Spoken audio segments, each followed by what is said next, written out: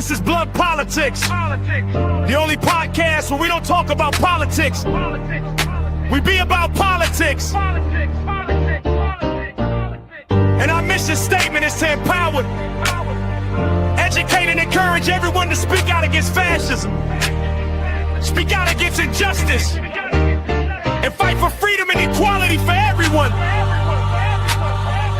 This is Blood Politics. And we ain't stopping till they put us in the grave. We ain't gonna be quiet. And we ain't gonna be scared. And we ain't gonna go along with the crowd. This is Blood Politics. All right, we got a ton to dive into and not a lot of time to do it. So what do you say we just dive right into everything? How's everybody doing? Welcome, everybody. I'm Brian. This is Blunt Politics. I appreciate you. It is Tuesday, April 14th. It is a beautiful 80 degrees and mostly sunny here in the Boston area, so hopefully the sun is shining where you're at too. Hit that like button, subscribe to the channel if you like what you're hearing.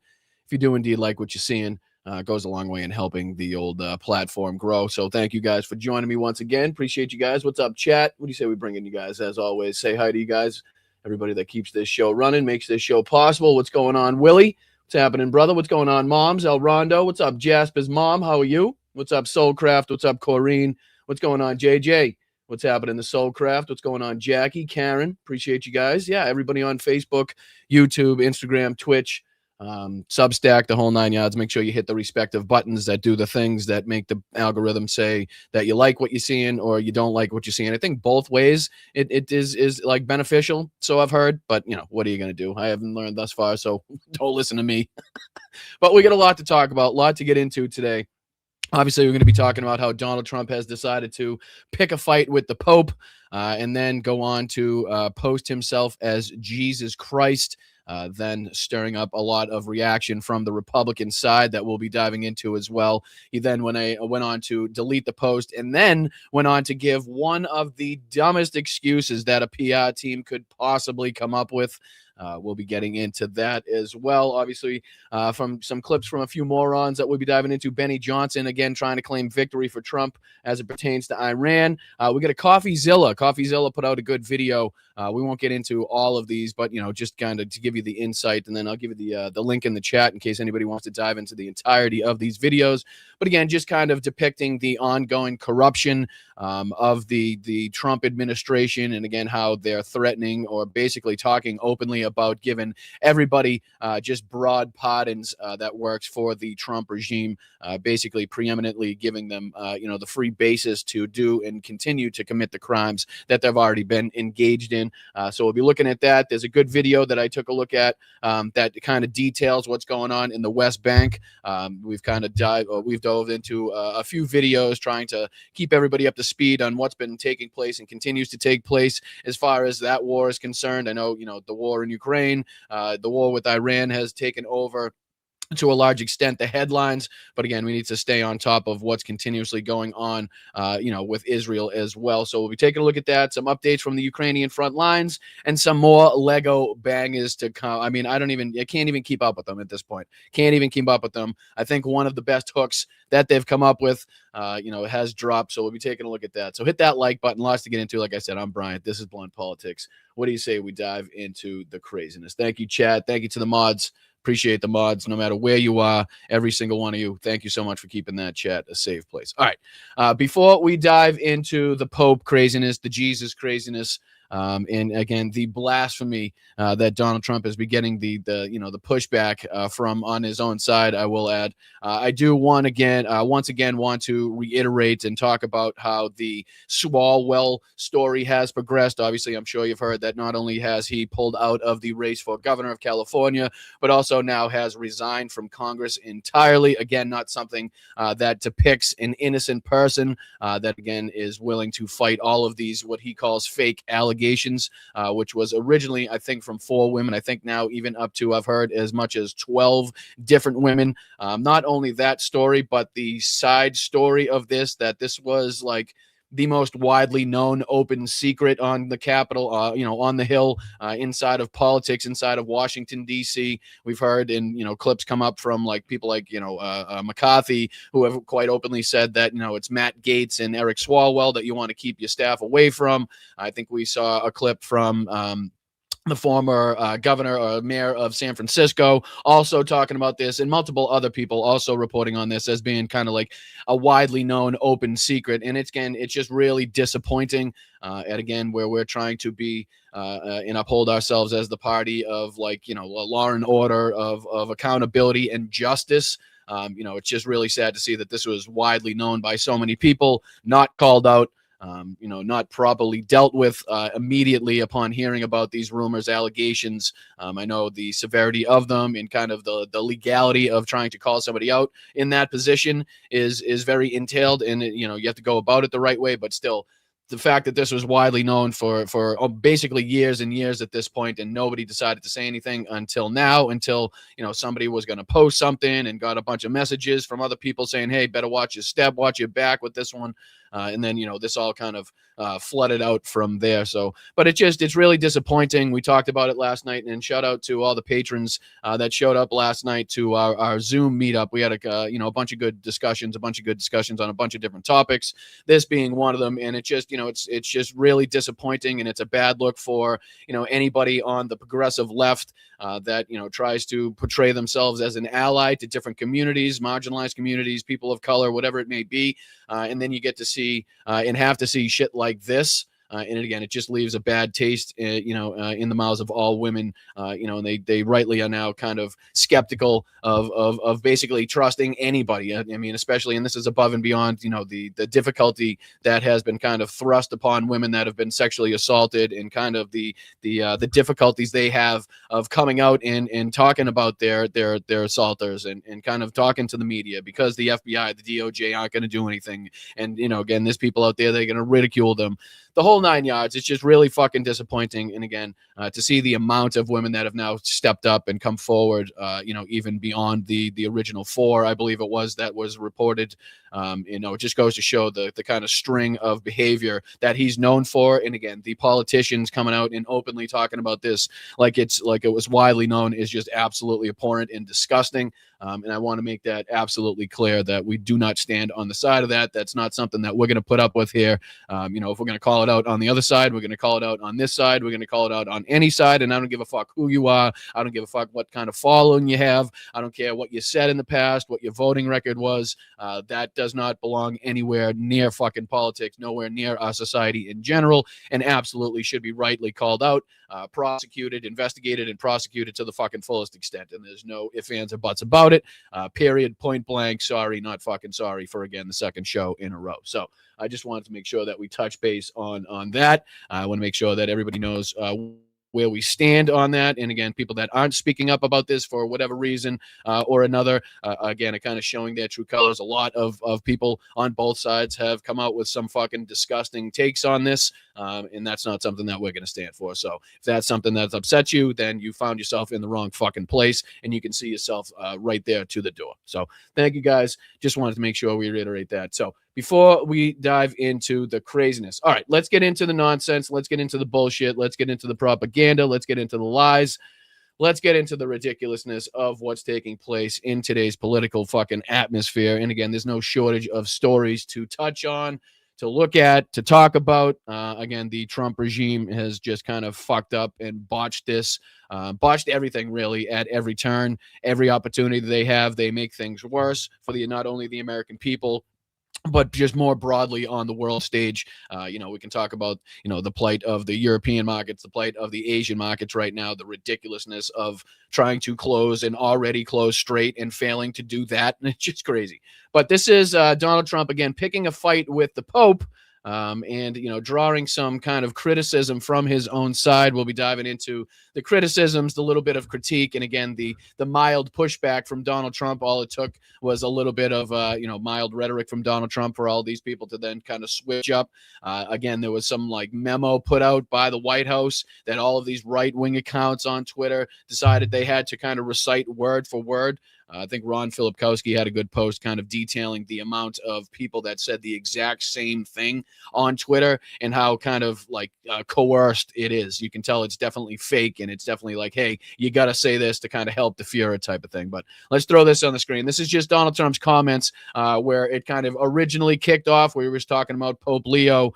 Pope Leo basically calling for peace in, at the very least, kind of a just war, again, paraphrasing. And Donald Trump didn't like that. Donald Trump apparently now thinks that means the Pope is like pro-crime, I think he says. But this was just some of Donald Trump's comments. He's also had some on Truth Social as well about the Pope. Just kind of, we'll go down the line of this story, and this inevitably led to Donald Trump posting himself as Jesus Christ, which again freaked a lot of the so-called fake Christians out that supposedly follow Donald Trump and his kind of policies and beliefs.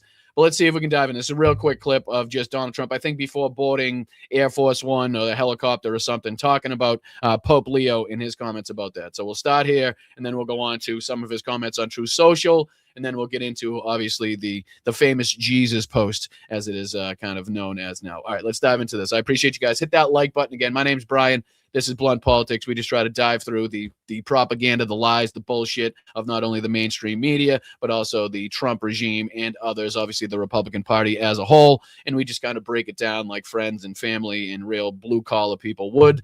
Nobody's talking down to you. Nobody's talking with a pinky up. None of that bullshit. So if that's the type of shit that you like, if that's the type of content that you like, you're in the right place. Hit that like button. We're trying to get to 20,000 subscribers, and it's only with your help we're going to get there. So, all right, let's dive into this. Again, this is Donald Trump attacking the Pope.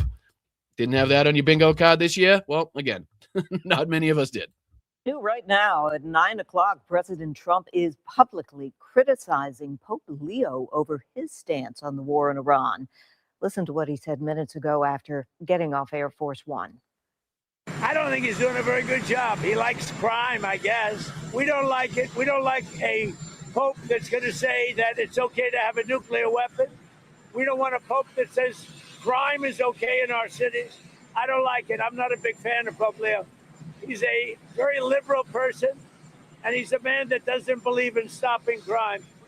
Again, the Pope, and this is the guy that's supposed to be, the leader of like, the what do you want to call him? The Christian nationalist, right? Like this entire movement that supposedly believes that Donald Trump is like the gift from God. He is the fucking Messiah, right? We know what's Paula White, Donald Trump's like spiritual advisor. I think there's a couple clips of her going around where she's kind of, referring to Donald Trump as like this Christ-like figure. So this isn't the first time that Donald Trump has even posted something like this, talked about something like this, or people in his cabinet or in his surroundings have kind of propped him up or talked about him as being this like messianic figure.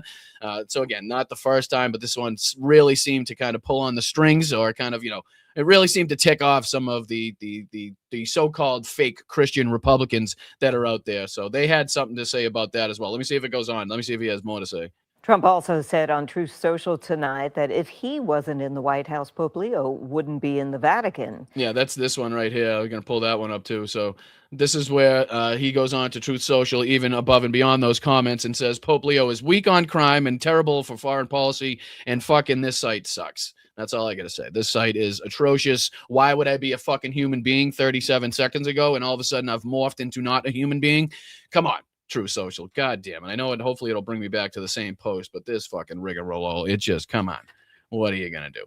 What are you going to do? This is the bullshit you got to sift through when trying to deal with this asshole's website. But he goes on to talk about how he talks about the fear of the Trump administration, but doesn't mention the fear of the Catholic Church and all of the other Christian organizations had during COVID when they were arresting priests, ministers, and everybody else for holding church services, even when going outside. He goes on in a long screed here, once again talking about how if it wasn't for him, Pope Leo would never be in the Vatican, which is, again, just showing the erratic nature of Donald Trump, the mindless incompetence right now that Donald Trump is showing every time he tweets something, truths something, talks about something, gets in front of a camera. It's more evident that he is more cognitively, inefficient.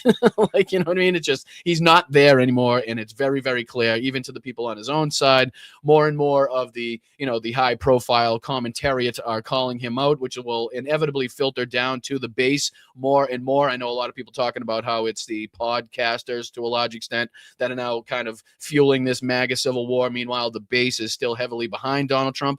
Well, again, these are the people that the base listened to. So it's only a matter of time before that filters down to the base. And we've already seen that to a large extent. We've played ample videos of people that said they voted for Donald Trump 3 times.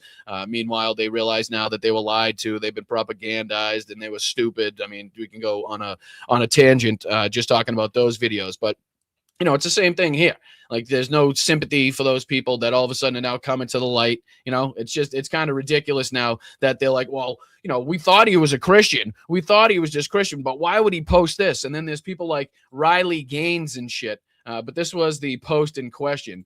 Obviously, you guys are probably well aware of this, where Donald Trump is rehabilitating or kind of, you know, resurrecting Jeffrey Epstein in this meme that he posted of himself, absolutely depicting himself as Jesus Christ. I mean, I've never seen a doctor in my life that is dressed like this. I've never seen a doctor in my life that has light emanating from his hands. I've never seen a doctor just go in and heal somebody with a touch to the forehead, or have, you know, several soldiers that they sent to their deaths, you know, just kind of, rising to heaven above their heads, right? That's just not something. Plus, not a ton of doctors would have like a lady at their feet praying. It's just that there's a lot of different aspects of this that point clearly to the fact that this is Trump depicted as Jesus Christ. I mean, it's just, there's no ifs, ands, or buts about this. And the fact that he came out with the excuse that he came out with was just fucking ridiculously stupid.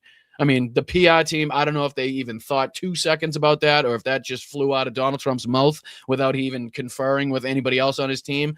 But that was the dumbest fucking thing I've ever heard. Right? Like, if he wasn't so dangerous, like if he didn't have so much power, that would have been one of the fucking funniest things I've ever heard. Somebody actually trying to get people to believe that he thought he was a doctor. A doctor. What doctor has ever been fucking dressed like this, right? Just in a big red shroud with light emanating from his hand while people fucking, you know, ascend to heaven above his head. Can we all be serious right now? Like, who's defending this shit? Who is this meant to, like? Again, we'll play his statement here, but this is the meme in question. I mean, it's just absolutely ridiculous on so many fucking different levels. Again, not to mention the fact that it's like Jeffrey Epstein that he's quite literally resurrecting here. I mean, it looks a lot more like Jeffrey Epstein than it doesn't look like Jeffrey Epstein. I know that much. So, you know, I don't know if he can explain that much, or he can explain that part of the meme as well. But it goes on. It goes on because it gets worse. Like, because this kind of shows there's a timeline of Donald Trump's actions, again, just to show his like erratic behavior and how this guy is just completely incompetent and mindless and just, he can't be controlled at this fucking point. This was kind of the timeline that was put out there. At 9:49 p.m., he put out the AI Jesus video. At 9:50, Trump Tower on the moon. So he posted another one to his True Social of what looked like, you know, a Trump Tower building basically based on the moon. And then at 10:10, he posted a dumb meme. And then at 10:32, he posted a news clip. 10:53 p.m., another news clip. 12:43 a.m., announcing the Hormuz blockade. 2:35 a.m., an article about Biden. 2:36, an article on a naval blockade. 2:37, an article on Rep. Swalwell. 2:37, again, posted the same article about Biden again. 2:38, an article on his ballroom. And at 4:10 a.m., the President of the United States posted finally an article on Iran. Harry says he's not sleeping. He's pretending to be Jesus, and he's posting all night. He's not well. Again, just to kind of reiterate the erratic nature of what the fuck's going on. We'll hear Laura Ingraham and fucking Sean Hannity like praise Donald Trump for his work ethic and the fact that he doesn't sleep. But again, when you have a guy at his age that seemingly never sleeps and was never competent and was completely incoherent to begin with, like, that doesn't lead to good things. Like, it doesn't lead to stabilization, let's say, you know what I mean? It doesn't lead to like getting more coherent as the day goes on. It's the complete and total opposite. But it's just ridiculous to see, you know, not only his pattern, but also the shit that he was saying. But, you know, it drew a lot of criticism, you know, even from people on his own side, right? So whether it was Riley Gaines, and we'll take a look at her bullshit because she originally called it out. Donald Trump apparently talked to a reporter, was questioned on whether why he deleted the post and whether it had to do with like Riley Gaines and her pushback. And Donald Trump basically said, no, I'm not a big fan of Riley Gaines. So all the simping that these people do, right, going on there and making their life's mission to like demonize trans people because they came in fucking 5th in some fucking swim meet that they weren't good enough to even get on the podium to begin with anyway. But you know, they've dedicated their lives to going on Fox News and milking the people for all the dollars that they're worth, and like I said, demonizing trans people. And then because and what she gets in return is absolutely nothing, right? She gets in return no loyalty from Trump. Trump says he doesn't even like her. And again, she comes back with like a mealy mouth, another response to that, basically saying that she loves Donald Trump. She's going to support Donald Trump no matter what, and even made a video that said the same thing. But this was Patrick Bet David, the Pretty Big Douchebag podcast, talking about Donald Trump's post, obviously where he depicted himself as Jesus. And again, they weren't very happy. And again, they were kind of questioning what the hell this meant, what the hell he was thinking, his cognitive abilities to a certain extent. So I just want to see if we could dive into about a minute and a half of the Pretty Big Douchebag podcast talking about Trump's Jesus Christ meme. And there's a bunch of these. Like I said, we'll go through. There's kind of a few on this thread right here that we could look at. So after this, we'll see if we can dive into a couple of the other ones. I think the Riley Gaines one is also on this thread. So let's just see what the Pretty Big Douchebag podcast had to say about Trump's Jesus post. And if they were happy, if they kind of bought the bullshit, I think this may have been before Donald Trump's excuse. I'm not sure. I wanted to watch it with you guys. So let's see if we can dive into these morons and if they're excusing it, if they're pissed off, what they're saying about it. So now Trump does something else that kind of pissed a lot of people off, and this deserves criticism, and it's a well-deserved criticism. He posts a picture of himself that was posted a few months back in February by a guy named Nick Adams. So the original tweet, we know, Vinny, I don't know if you know or not. Yeah, what's somebody else? The original tweet of this is actually not him. The original tweet of this was a guy named Nick Adams. Yeah, we know. He posted this in February of sometime this year, and the only difference is, which a lot of people are talking about, Rob, it was on my Wait do you see the difference that they're calling out too? The fact that they're trying to kind of throw in this obfuscation, like, oh, hey, it wasn't Trump's original creation, wasn't his original idea. It was this other asshole on Twitter that decided to post this. Donald Trump just really liked it. Somebody may have showed it to him kind of recently, and he decided to reach it. So they're already trying to give him like an off-ramp as far as this is concerned, while also trying to give him some like mild critique for posting it at the same time. But wait till you see the difference that they notice, and they try to make it, they basically say that Donald Trump changed this to make it more demonic. I think there's something about the soldiers above his head that they'll notice as far as the difference. I don't know if you want to go to it, if you want to pull it up. I'll text it to you as well. Both ways you have it. I just texted it to you.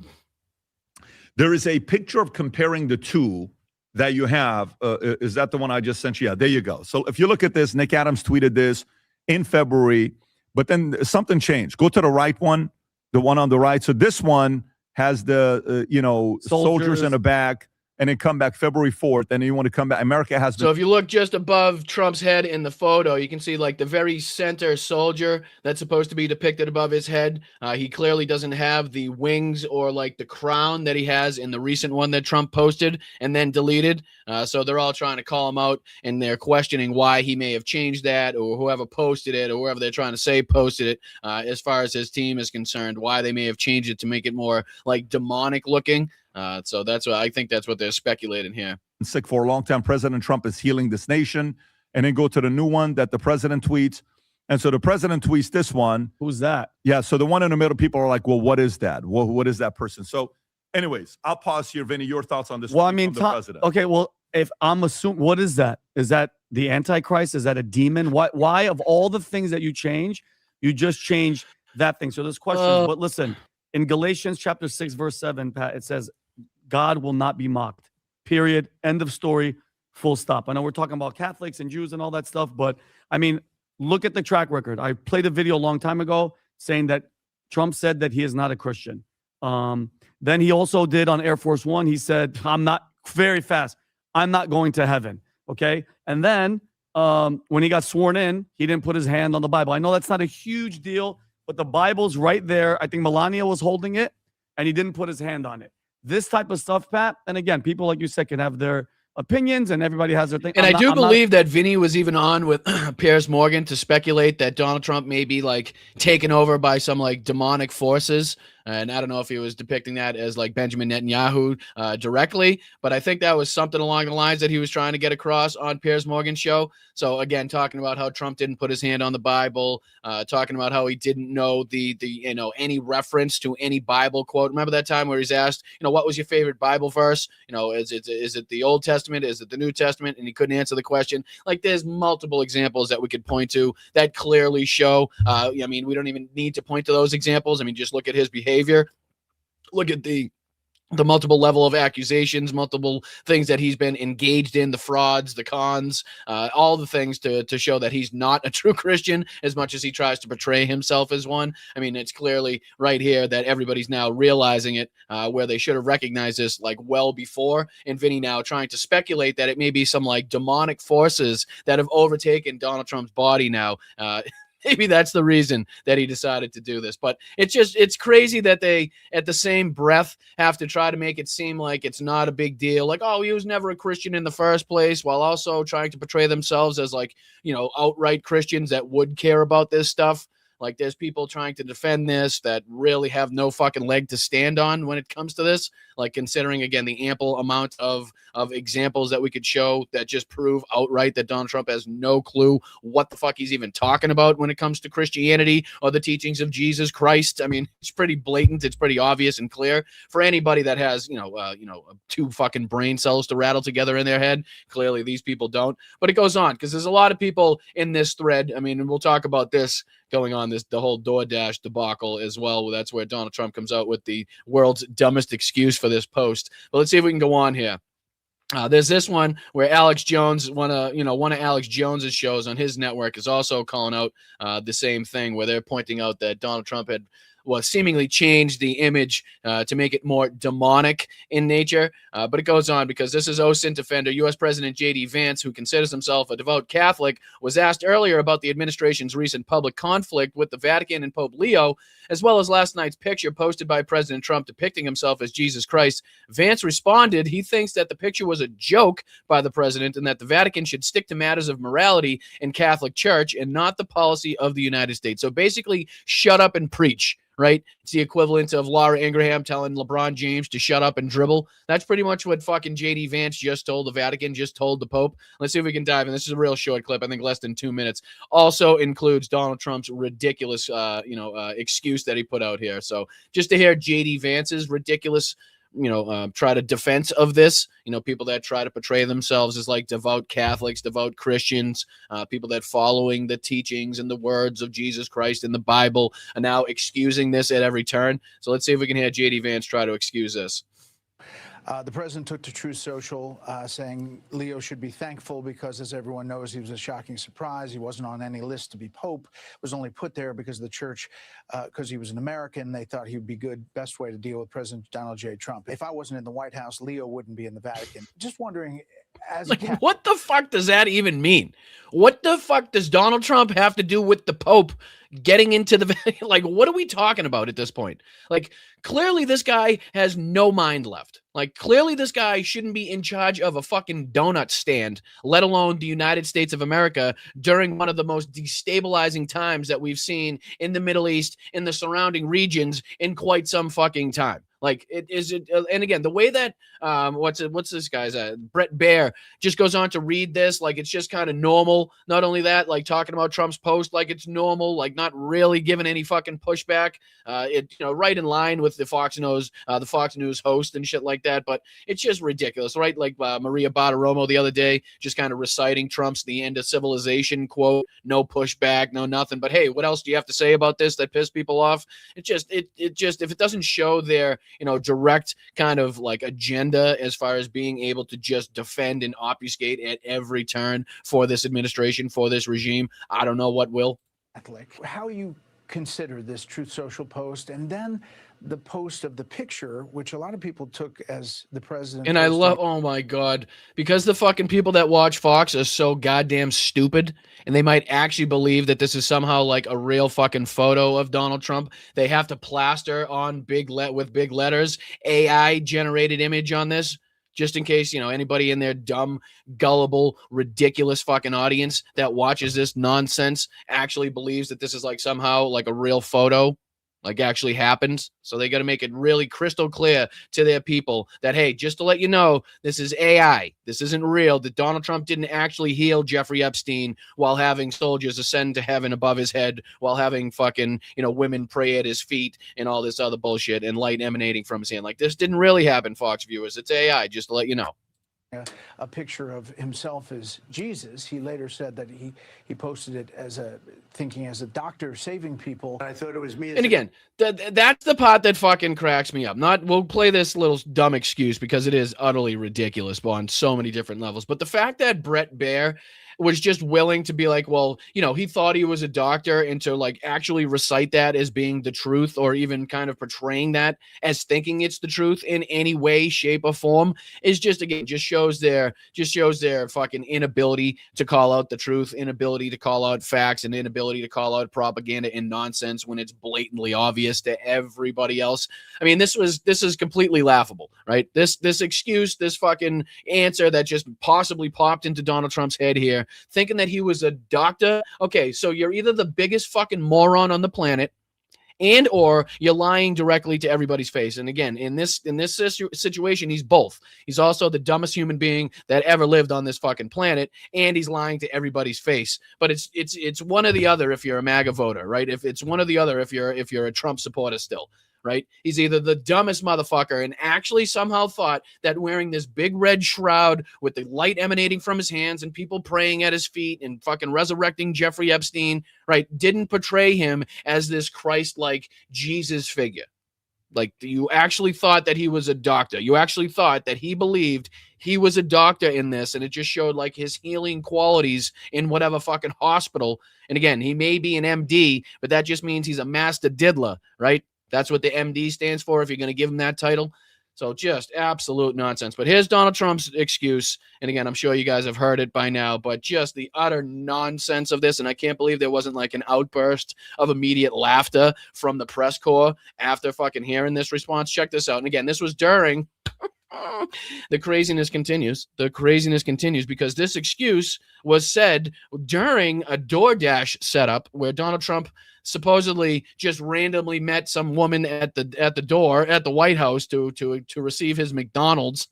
And again, in a setup where they actually flew in a woman from Arkansas just to do this little fucking photo op at a time we're in a full-blown war where the Iranians have been propped up and given so much leverage now on the world stage that we can't even negotiate a truce. We can't even negotiate a settlement with the fucking people anymore.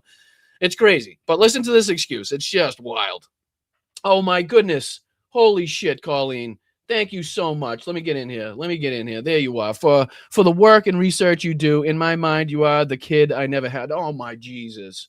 And sorry for the blasphemy. Sorry, not sorry. But thank you so much, Colleen, for that. That is absolutely amazing. Absolutely incredible. And I really do appreciate the contribution. That's incredible, Colleen. So W's for Colleen in the chat. Thank you so much. Very much appreciated. Thank you so much. I'm out of words at this point. It's just really nice to have you in the chat all the time. And just thank you so much for your contributions. Really appreciate that. W's for Colleen in the chat. Let's go. Let's fucking go. All right. Here's the excuse that, again, stopped the world. Said that he posted it as thinking as a doctor saving people. I thought it was me as a doctor, and had to do with Red Cross as a Red Cross worker there, which we support. And only the fake news could come up with that one. Yeah, only the fake news. And he goes on to say, like, how the hell did they come up with that? Jesus, I wonder. And again, how many times do we have to go over that picture and tell you every single fucking way that depicts you clear as fucking day as Jesus Christ, as being the Lord and Savior himself, right? Blasphemy on top of blasphemy on top of blasphemy. It's just pretty, I mean, it's blatant. Like, blind people could see that in that meme and be like, yep, that's fucked up. That shouldn't happen. And again, anybody that, sees themselves as a Christian or a Catholic, or again, follows the teachings of, the belief of Jesus and the Bible, should have a fucking problem with that. You know what I mean? Should absolutely. But let's hear JD's bullshit response to this. It caused a kerfuffle, Mr. Vice President. I'm just wondering what you make of all of this and whether it's what you think of this back and forth with the church. Yeah, JD, what do you think? Well, first of all, Brett, I think the president was posting a joke, and of course he took it down because he recognized that a lot of people weren't understanding his humor in that case. Wait, well, then why would he take it down, though? If it was just a joke, right? Or is it a joke, or was he a doctor? I'm confused. Because that seems to be, again, flying directly in the face of what Donald Trump said in that stupid excuse that we just heard. Like, was it a joke? He was joking, or was he a doctor? Because there's no reason for him to take it down. Again, if he thought he was a doctor and he continues to think that, why would he delete the post? Right? It's just him as a doctor. Or again, if it was just a joke, Donald Trump, not one for deleting shit, even if people don't get it, even if people don't fucking agree with what it is, don't get the joke or whatever fucking humor he's trying to put out there. Not one for deleting shit. So again, why did he delete the post if it was just a joke? Why would he delete the post if it's just him as a doctor healing the nation? Right? Doesn't make sense, right? So clearly he knows he fucked up. Clearly his PR team knows he fucked up. And again, now they're scrambling. And I don't know, and again, if it was the PR team that came up with this doctor excuse or if that was just like off the cuff, the only thing that Donald Trump could spit out of his dumb fucking, empty-headed brain at the time. But, it's one of the dumbest things that I've ever heard. And it's just the ridiculousness of it is just it didn't cease to amaze anybody, really, even people on the right side of things. Let me see here, because there was also, and we don't have to divulge into too much of JD Vance, but let's see. There was also this one. This one was posted by Ed Krasenstein, where it's just kind of a response to the meme of Trump, where Trump, let's just say, doesn't fare too well at the end of this meme, we'll say. So there was that one posted by Krasenstein there. And then I think there's one coming up by Riley Gaines. No, there was this one as well. Ed posted this one. Here's another MAGA voter that wasn't too happy to see Donald Trump's post and apparently decided to burn his hat. And I don't know what that is. Some sort of Trump-Pence. What's that say? Trump. Does that say Trump-Pence? Trump-Pence, make America great. I don't know. It looks like some sort of postcard or invitation or something. So let's see if we can check out this video. Somebody that, again, found this post so egregious that they allegedly marched right out into their front yard to burn their MAGA hat and their Trump-Pence invitation newsletter postcard thing. I don't know. Check this out. Trump thinks he can post this picture of himself depicting Jesus, and it's just straight up blasphemy. So now Trump and the MAGA movement have officially lost all my support. Ooh. Yep. Not only did the Trump administration lose this kid's support, but this kid lost the hair on his legs in the process. He's also now really bald from the fucking waist down, regardless of what we're talking about, because he just stood in the fire that he lit.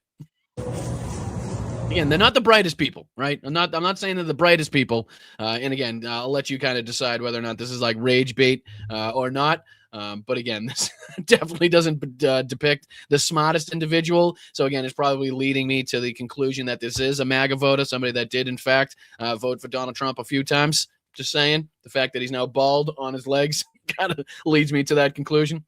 But that's another MAGA voter that didn't apparently have a good reaction to the post from Donald Trump. Here's the Riley Gaines one. That's the second one. Let's see if we can find the first one that she posted. I think that was also on here, if I'm not mistaken. Yeah, this is the first one that Riley Gaines posted here. This is in response to that post. She says, "Why? Seriously, I cannot understand why he'd post this. Is he looking for a response? Does he actually think this? Either way, two things are true. One, a little humility would serve him well. And two, God shall not be mocked." Right? So then, again, Donald Trump went on to speak to, I forget what reporter he spoke to, but she went on to ask Donald Trump, is the reason that he deleted this post because of pushback from people like Riley Gaines and others on the right side that have had something to say about this. And Donald Trump went on to basically say that, no, he doesn't like Riley Gaines, not a big fan of Riley Gaines, to kind of paraphrase what he was talking about. And then, as the simp that she is, she went on to, let me see if I can find this other post that she had here, because this was in response to Donald Trump even talking shit about her, basically saying that nobody likes her, and especially he doesn't like her. She went on to post this kind of ass-kissing cuckness. I love the president, and I'm so grateful he's in the Oval Office, yada, yada, yada. Of course, I'll continue to support him, yada, yada, yada. At the end of the day, I'll do nothing for the approval of a man. Our purpose on this earth is to glorify him and all we do. The True Social post missed the mark. It's now deleted. Amazing! We're imperfect people. I know I am. I don't get my feelings hurt easy, and I know with the president, it's not really personal. Now, how can you say it's not really personal where he named you by name and said he's not a fan, doesn't like you? I'm not sure it gets more personal than that. It's not like he gave some like generalization about, right-wing women in commentary right now. He said, Riley Gaines, I don't like her. I'm not a fan of her. Fuck her, basically. You know what I mean? So I'm not sure it gets more personal than that. She also says, I want to spend eternity in a real place called heaven. I'd love for Trump to be there too. Jesus is the way, the truth, and the life. I'll keep doing my part by speaking truth and doing my best to lead others to Christ. And no, I won't be selling merch without his insults on him. And I think that's maybe a reference to Tucker Carlson. I think Tucker Carlson had like some T-shirts or some shit with like some of the things that Trump has said about him recently. But she also posted a video. We don't have to go into the video. It's basically her saying the exact same thing, like word for word, just a video of her repeating that fucking that tweet right there. So it's all scripted, it's all fake. She goes on, like I said, to just kind of fake like Donald Trump saying that he isn't a fan of hers doesn't hurt her to the core, which it absolutely does. It's got to sting anytime one of these people that have been so loyal, that have simped for the cause for so long, gets on the wrong side of Donald Trump. It's got to sting. It's got to hurt them in some way, shape, or form. But there's a bunch of people and a bunch of posts that we could go through of Republicans on the right, obviously not liking what Donald Trump posted. And then again, just the fucking Tim Pool says, oh, thank God. I was worried Trump thought of himself as Jesus, but as it turns out, he's just the R word. Was worried for a second. Right. So even Tim Pool, and Tim Pool to a certain extent is trying to like stir shit up. I don't think he's really happy that Donald Trump's been posting about Alex Jones and Megyn Kelly and like the rest of these people and not naming Tim Pool. Like Tim Pool's not getting the clicks that Candace Owens is. So he's trying to stick his nose in where it's not even fucking warranted, where he hasn't been invited. Once again, trying to draw up the clicks, and then on his show going on and being like, well, none of these posts, I was only kidding. It's not a real post. If you thought these were real posts, you're an idiot. Because I just like to stir shit up, and I say, oh, should I post this? And that's what he does. So he posts this shit, so you can never take him seriously. You can never fucking, you can never nail him down to a certain topic or a certain policy or a certain belief. He's always all over the map on that regard. So just a bunch of these idiots. And then, like I said, there was this Ron Filipkowski. Let me see this.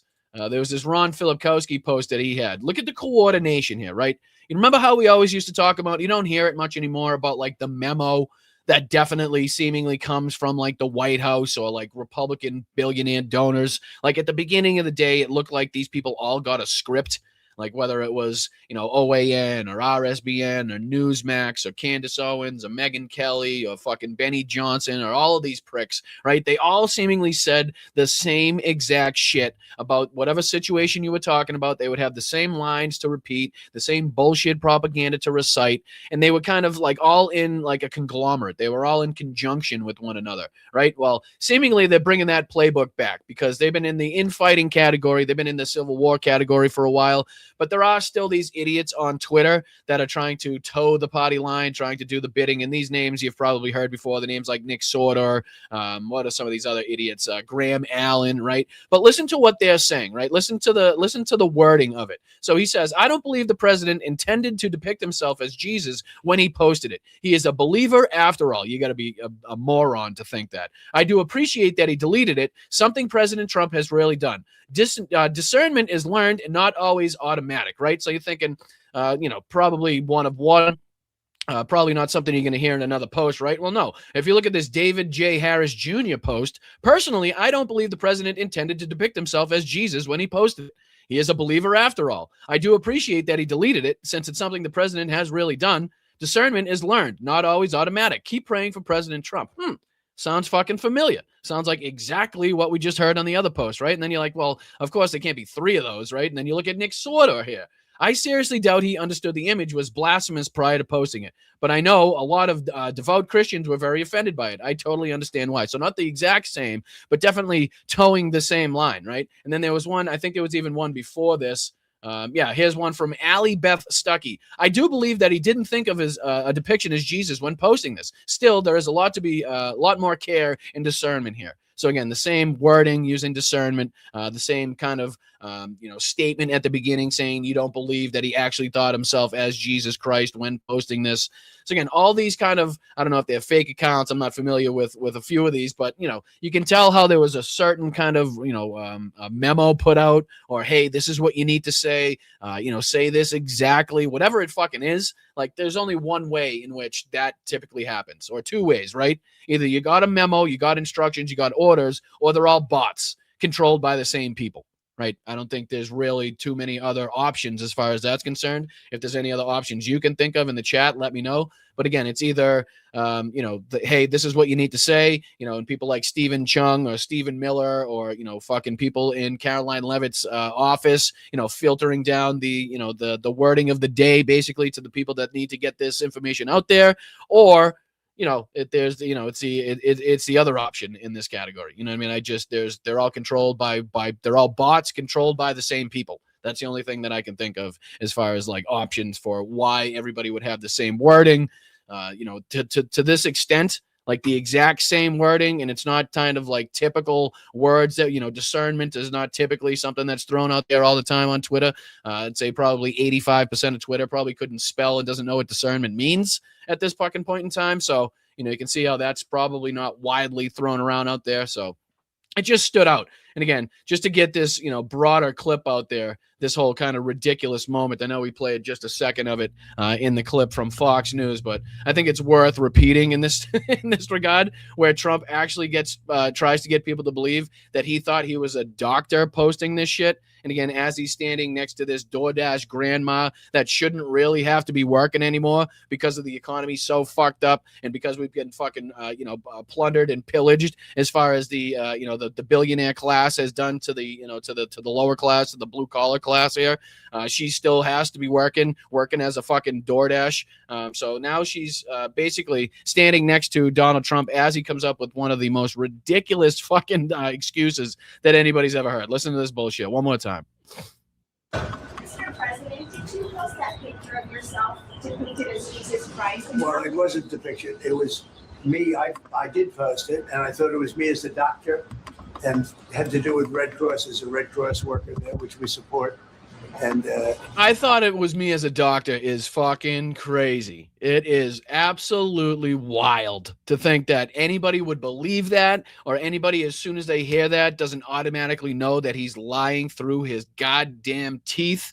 Like, Jesus Christ. Like, again, you'd almost have to be embarrassed to say this, right? Because you'd have to be an absolute moron not to notice what that fucking meme was depicting. You'd have to be an absolute fool. You'd have to be cognitively like deficient, right? You'd have to have some sort of mental health crisis going on. You'd need medical care in order to not notice that depicted you as Jesus Christ in that meme. So again, you're not coming out. This isn't like this isn't the sleigh that you thought it was. You know what I mean? This isn't like the slam dunk that you thought it was, just making you look more incapable, more fucking incompetent, and more stupid. It's just crazy. It really is. The fact that either he thought of this at the time, was like, oh, this is a good one, I'm going to go with this, or the PR team actually thought about this, like had a meeting, came up, and like this was the result, this was the conclusion, and it's like, I guess we have to go with this one. That's even worse of a thought. It really is. It's even worse of a thought. only the fake news could come up with that one. So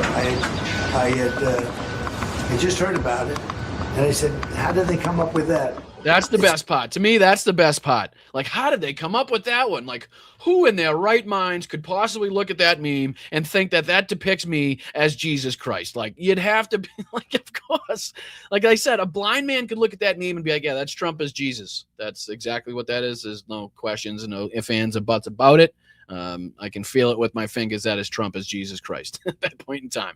That's kind of how clear and blatant it is to look at. But, you know, people are still trying to give Donald Trump victory after victory after victory where there is no victories to be won. Again, whether it's his inability to close a strait that is already closed, We've seen Chinese ships, again, just kind of fly in the face of Donald Trump's blockade that he's trying to perpetuate onto the Strait of Hormuz, that, again, was already closed because of the Iranian control that they have over it. So again, this whole incompetency thing just spreads to every category, every situation, every action that Donald Trump now enacts or tries to go through to get himself out of this situation. It's just poorly run, poorly fucking judged. There's no fucking rhyme or reason to what they're doing. There's no end goal. It's all, I mean, again, this has been the through line. This has been kind of the situation since this entire thing started, really. So this is not like it's not like a new situation. But again, the ability to have this thing escalate remains kind of on our doorstep every single moment. So this is Benny Johnson trying to give Donald Trump some sort of victory, any type of victory he can possibly give him. I'm not sure exactly what he's talking about in here. I wanted to dive into this with you guys, but it is titled "Trump Gambled Everything on One Power Move and Iran Just Surrendered." And again, if this has to do with the so-called blockade of the Strait that was already blockaded by the Iranians and shut and closed by the Iranians, then again, we have stories to already come out and tell you about where Chinese ships, sanctioned Chinese ships, have seemingly already just kind of blown through the Strait of Hormuz, gave the middle finger to the U.S. Navy, and went right on cooking. So again, this is Benny Johnson. Let's see if we can dive into this propaganda piece of Benny trying to give Donald Trump some sort of victory, where again, there's already ample reporting to suggest that this is just another one of Donald Trump's failures, consistently following in line with Donald Trump's other failures that we've seen. So let's see what Benny Johnson is doing here. Again, with this AI ridiculousness at the beginning of his videos, it just fucking kills me. Say, uncle. Say you won't make more missiles. Well, it's nice of Lindsey Graham to do the voiceover there, to donate his voice to the GOAT as far as that's concerned for the voiceover. Everybody loves to be right, and hot damn, we're right on this channel a lot. And the reason why. Yeah, right, Benny. Come on, brother. Who do you think you're fooling, my dude? You're right on this channel a lot. Again, if you're about to talk about the blockade of the Strait, you're about to be wrong in the video where you're telling everybody that you're right a lot. So again, I hate to break it to you. I know you've like kind of flipped the switch as far as like not reporting on reality and just doing pure outright propaganda. He even had a video to say as much. Like, you know, he's not going to be the doom and gloom Republican anymore, basically saying that he's not going to report on everything that's taken place. He's just going to basically do outright propaganda from here on out, which is exactly what he's been doing. You can tell by some of the videos that he's been posting lately. But let's see what he's got. Let's see what he's talking about here. Let's see what victory he's trying to pull out of Donald Trump's ass at this point. Why is not because we're particularly smart. We went to community college, after all, in a cornfield. No, we just are terminally online and are students of pattern recognition. And if you follow the right accounts and if you read the right articles, you can sort of pick up on the greater overall narrative, see what's going on, and can figure out that Trump's about to change. Yeah, and as you can see by the tabs that Benny has pulled up, all of his articles come from Twitter or True Social. So again, doing the to talk about the amount of digging and research and the dots that the fucking Benny's able to connect here. It's just different Twitter posts that he looks at, and then he goes to True Social and sees what Donald Trump's posting, and then that's basically what he makes his videos about. World, and he is. President Trump played the ultimate tactical Uno reverse card yesterday on Iran and closed the Strait of Hormuz for them. We predicted. It was already closed, you junk box. What are we talking about here? Like, are the people that watch this that fucking stupid? Did they believe that it was open prior to Donald Trump announcing this blockade of an already closed strait? Like, where is the victory to be had here? Like, where again is the victory? You just think, what, Chinese ships are going to say, okay, yep, you can stop me. Yep, hold on. Why don't you board our vessel? Why don't you stop the energy that we need getting to our shores from getting to our shores? You think there's not going to be any retaliation? You think there's not going to be any pushback? Like, how is this going to go? And like I said, stick around, because after this, we'll talk about how there's already reporting to suggest that not only Chinese ships, but sanctioned Chinese ships have already made their way through the Strait of Hormuz, basically giving the middle finger to the U.S. Navy and Donald Trump at the same time and saying, catch me if you fucking can. And it doesn't look like they can. You know what I mean? So, again, what victory he's trying to portray here, I'm not sure yet. That this would change the world forever. And in fact, it has. It was the Iranians' control over the Strait of Hormuz that has changed the world potentially forever at this point.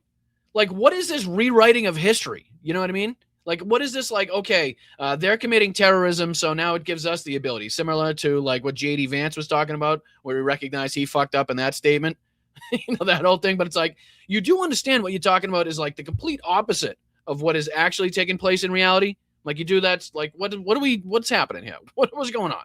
Traffic in the Strait of Hormuz out of Iranian ports has now effectively been shut down to zero. Ship tracking also reports that over 121 empty oil tankers are on their way to the United States of America. President Trump has urged countries squeezed by Iranian disruption to sail on over to America. And again, with this whole delusional belief that the United States produces enough oil to sustain the entire fucking world above and beyond what we need for ourselves, right? This whole thing is just completely delusional. Like, oh, don't worry, we're completely unable, we're completely fucking ineffective as far as our communications, as far as negotiations to be able to open up the Strait of Hormuz. But that's not really a big deal because we have this like ridiculous belief that the United States produces enough oil to make sure that we could, consistently have all of these other countries have enough energy and have enough oil that they need to run just from our supplies alone. Which is, again, ridiculous to think, considering the amount that we produce and the amount that we use ourselves here in this country. And again, doesn't leave a whole lot for the rest of the world, especially to sustain the amount of markets that have now been affected, whether it's Japan, whether it's the European markets. We could talk about a bunch more as it pertains to that as well. To turn to American energy supplies instead. Well, it would appear perhaps they are obliging him. They are listening to Trump. The president told Fox, quote, China can send their ships to the U.S. China can send their And again, keep that in mind. Keep that in mind, Laura Ingram's propaganda where she's talking about the Chinese ships going to the United States. Keep that in mind.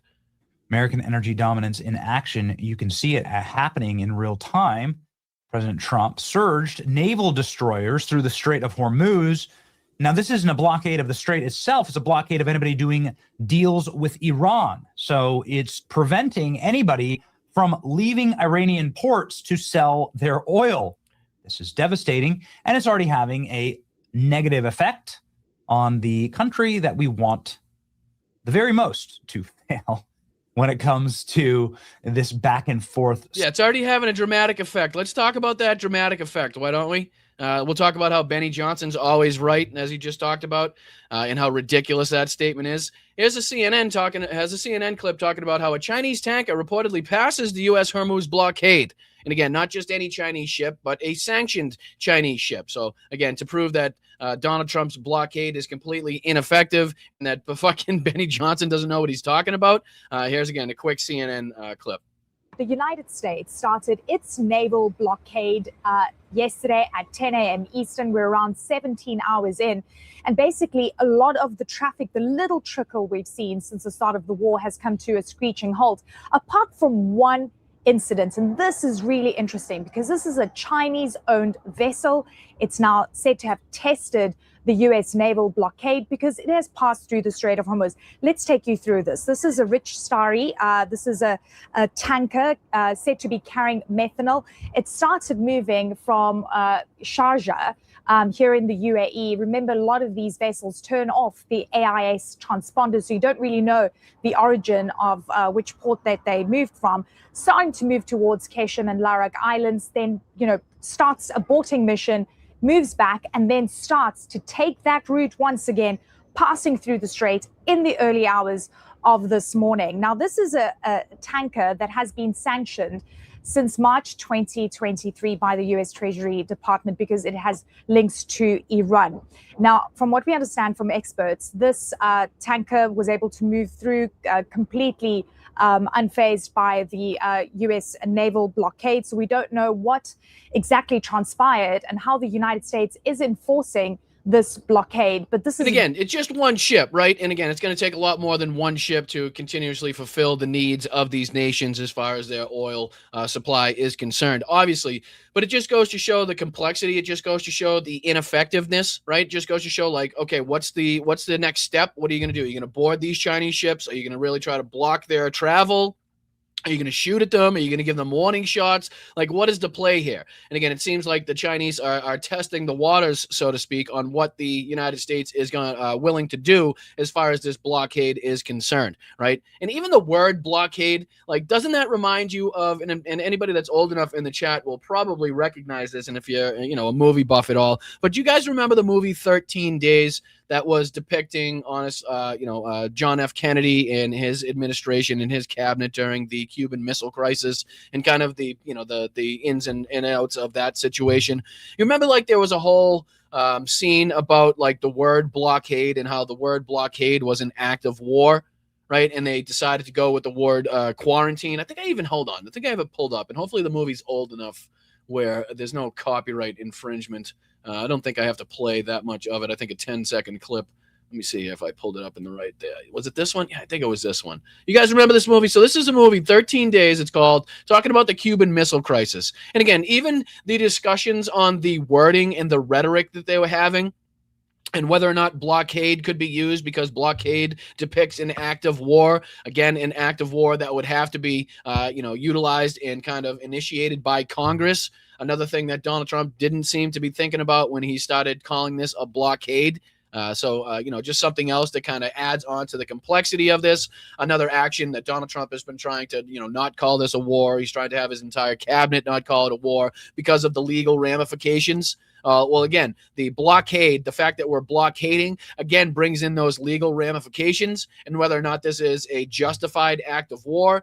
To the best of my knowledge, a blockade isn't supposed to be enacted in a war of aggression. It's not legally enacted in a war of aggression. It has to be some sort of defensive mission, if in fact it is going to be legally, and I do think it has to be done with, like, some powers by the UN and stuff like that. I'm not specifically sure, so correct me if I'm wrong in the chat.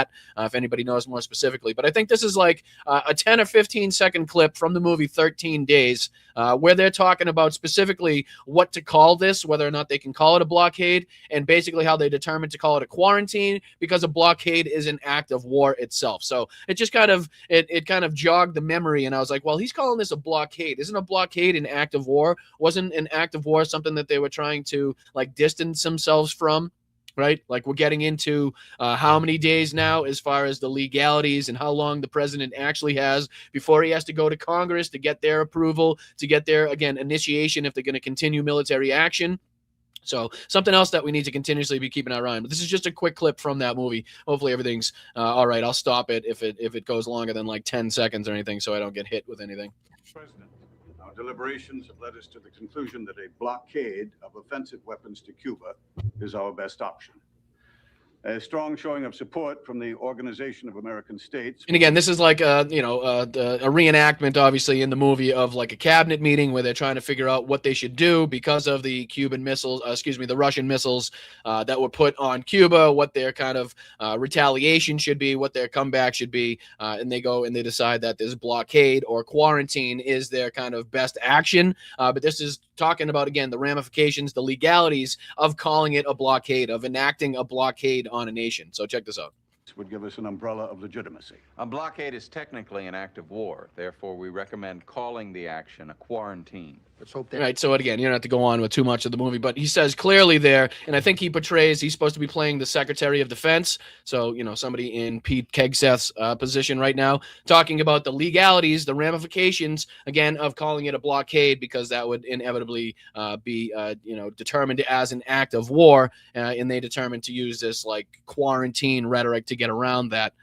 So again, it just kind of jogged my memory as far as Donald Trump calling this, a blockade and what that entails. And again, I don't think he understands at all the legal ramifications, kind of what that entails, what the legalities of that are by any stretch of the imagination. I doubt he's kind of been informed by any stretch of the imagination. But yeah, this is kind of, the Chinese just kind of, dipping their toe in the water, right? Just testing the waters, seeing what the reaction from the United States is going to be. Are they going to stop the ships? Are they going to board the ships? Are they going to confiscate the oil? Are they going to try to bring these ships to a United States port? What is going to happen here? And apparently, it doesn't seem like the United States was ready. It doesn't seem like the leadership, Donald Trump himself, kind of has any plan in place to actually kind of stop these ships, or what the next move should be. Because obviously this is all escalatory in nature.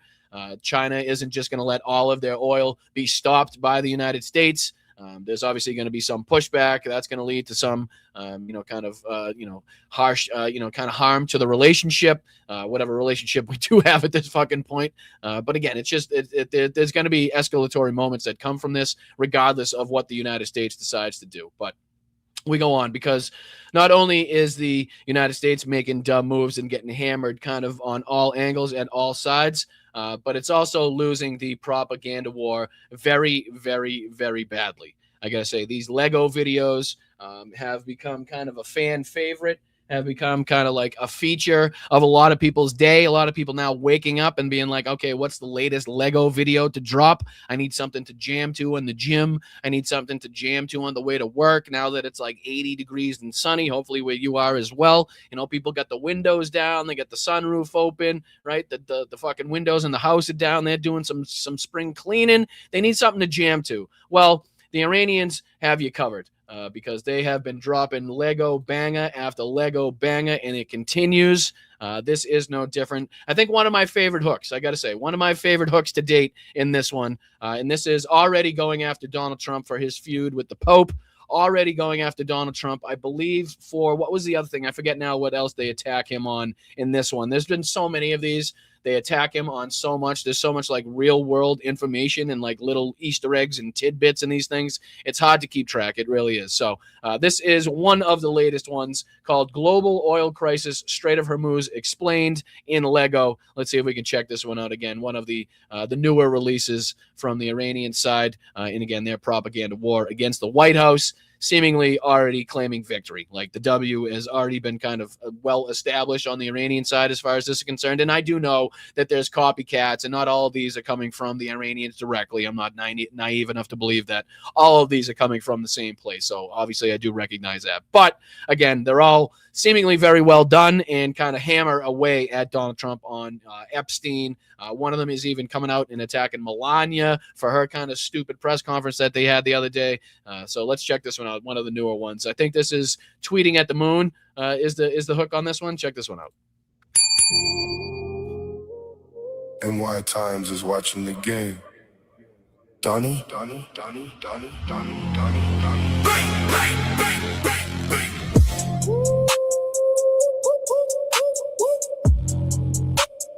NY Times is watching the game. Donnie. They just get better and better. NY Times caught the joke, yeah, they saw the flip. Planning the blockade on your own trade ship. Oops, you said keep it open. Now you want it closed. The hypocrisy is naked, yeah, you're fully exposed. Brandon White just says it's pure despair. You're shouting at the ocean, pulling out your hair. Europe and Japan, they're paying the toll. While you're losing your mind and losing control. Shooting at the moon, but aiming at your feet. You shot your own legs, sitting on the seat. $8 up, now the world is going wild. My brain is just glitching, the logic is exiled. Trillions for NATO, and you're standing alone. Even the Pope is rejecting your throne. You're attacking the Vatican, looking for a fight. Where the oil hits the ceiling in the middle of the night. Joe Ken says, save the Republic, man. Stop playing the king with a hole in your hand. This is the best part. Best part. Flotilla is sailing to the coast while you're busy being everybody's favorite roast. Tweeting at the moon, but aiming at your feet. You shot your own legs, sitting on the seat. $8 up, now the world is going wild. My brain is just glitching, the logic is exiled. Daily Beast get the title, the powerful fool. Breaking every law, breaking every rule. I don't want a pope who criticizes me with the price of the gas is your legacy. You love Brother Louis, but you hate the holy man. You're shooting your own leg with no backup plan. Netanyahu's failing, the region is shifting, while your own economy is aimlessly drifting. At the moon, but aiming at your feet. You shot your own legs, sitting on the seat. $8 up, now the world is going wild. My brain is just glitching, the logic is exiled. Listen to this beat though. Ready?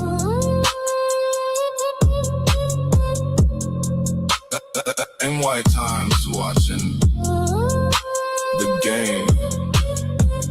Donnie, oh, come on. Donnie. God damn it. I wish they weren't so goddamn good, but they are. And I'm telling you, they're getting better. I don't know who the fuck's making them. But goddamn, are they good. Like, I don't know. Like, I'm going to be literally my entire playlist is just going to be filled with fucking Lego jams at this point. Just Lego banger after Lego banger. Like, what are you listening to in the gym? Oh, check out this new Lego banger. It's fucking crazy. I mean, come on. The last little fucking beat in there. Ready? The game. Donnie. Oh, love it. Can't get enough of it. I'm sorry. I apologize. I'm not sorry.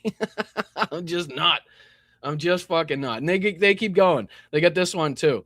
I think this one is the Melania one, where they're calling her the Epstein Queen is the title of this one. Check this one out. I've never been friends with. Play. Let me talk about it for a second. God damn.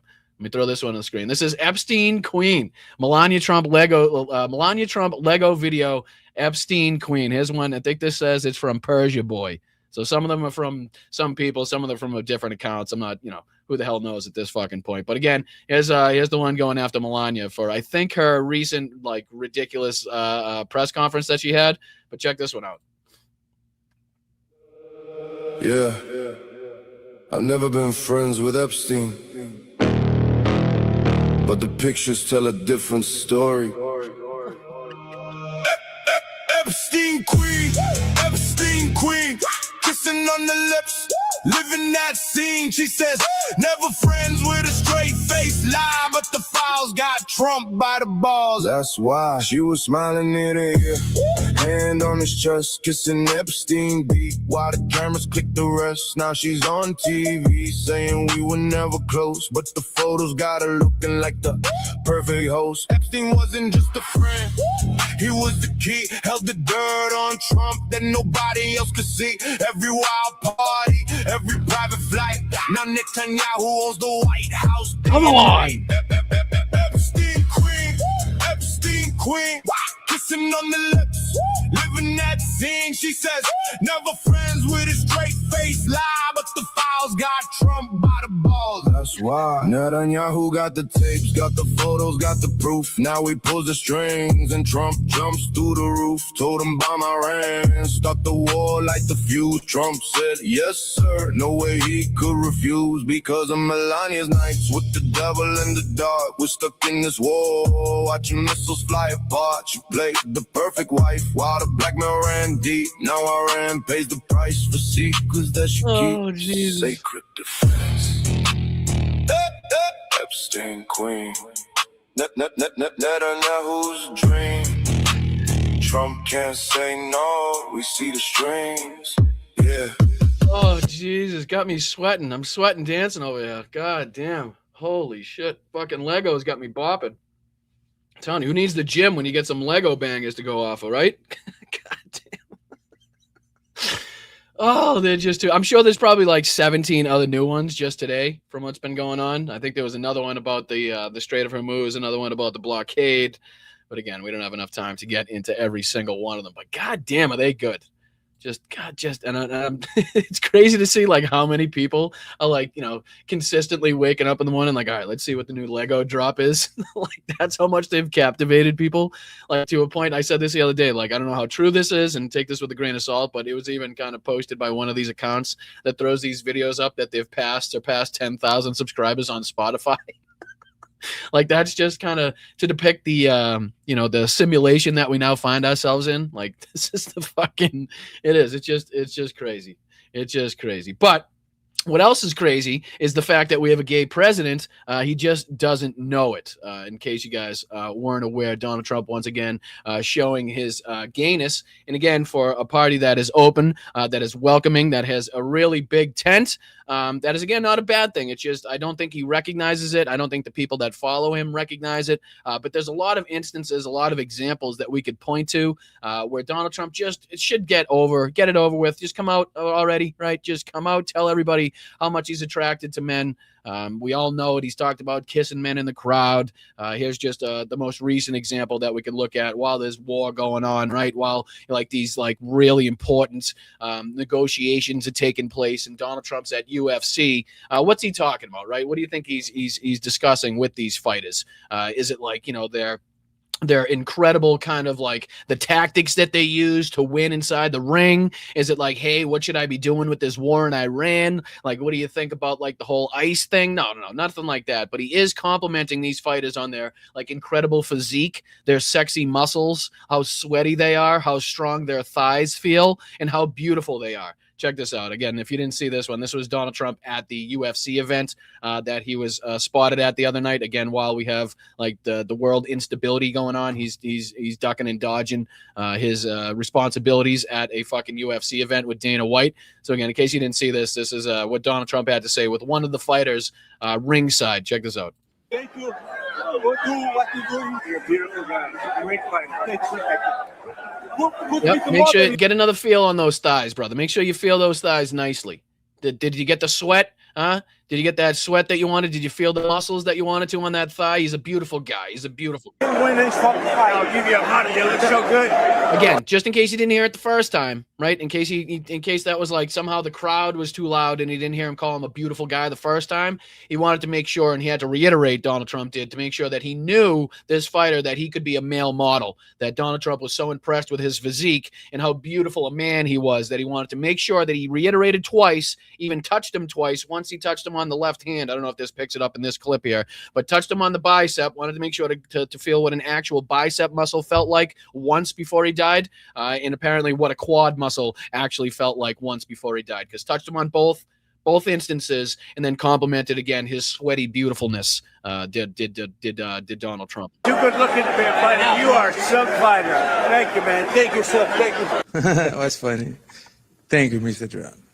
Yeah, sure. I'm sure it was funny. Everybody likes getting fucking molested by the president when they're sweaty and after a fight, I'm sure. But again, we could pull up ample pieces of evidence, ample examples to kind of build our case against Donald Trump being batting for the other team. Let's say batting for the other team, batting for the other squad. What are you gonna do? You know what I mean? But again, as the war continues to rage, and as we have blockades and instability in the Middle East, and still hundreds of thousands, if not millions of people's lives in danger, considering the possibility of escalation, Donald Trump's at the UFC event again, just rubbing down quads and feeling triceps because they're nice and sweaty and beautiful from these male models that should be male models. But again, big tent here, very welcoming, very welcoming. Just want to make sure we reiterate that. Just that's all I'm saying. All right. All right. Let's go on to this next one because, again, people have been rightly bringing this up since Donald Trump got into office, even the first time.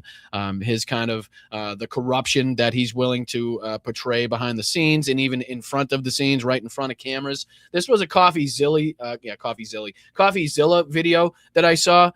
Where he was talking about and diving into the fact that it's impossible to deny anymore the levels of corruption taking place right now with this regime, whether it be through crypto scams, kind of any level of other scams that they've been perpetrating as well behind the scenes. Donald Trump Jr. being involved in different, defense contracts and drone manufacturers, Eric Trump and the shit that he's involved in. It filters all the way down throughout the family as well. But this was a video here by CoffeeZilla, and I'm going to throw we're not going to get through this entire thing, so I'm going to copy and I'll paste the link in the chat, so anybody that wants to follow this up and watch this entire thing can do so. It's about 14 minutes long, 13 and a half minutes long, titled "No One Can Deny It Anymore."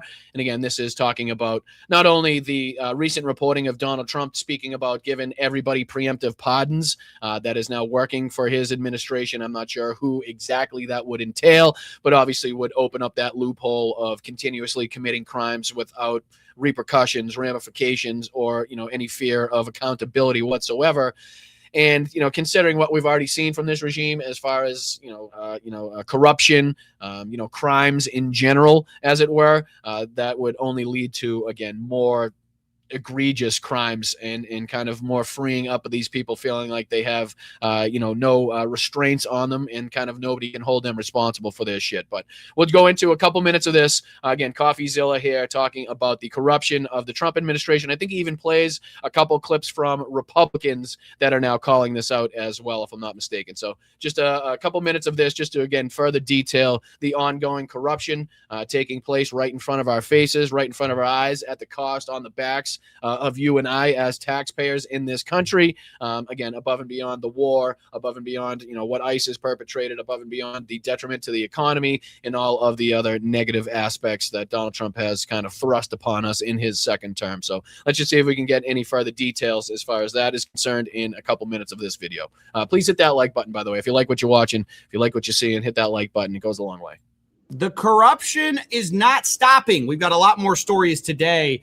But first, I want to talk about the reason why. It's because there are going to be no consequences for any of this. This is right out of the Wall Street Journal. Trump promises mass pardons to staff before leaving office. Now, I got to be clear. The president denies this through the press secretary, saying it was all a joke. The Wall Street Journal should learn to take a joke. Everything is just a joke, huh? Everything is just a fucking joke. It's funny how that happens. The Jesus post was just a joke, according to J.D. Vance. The fact that he's now talking about preemptive pardons for his entire fucking administration is just a joke. Like, everything's just a joke until it's not a joke, right? Until it actually happens, right? It was just a joke that he was going to pardon all of the fucking violent criminals from January 6th. Until that wasn't a joke, until he actually did it, right?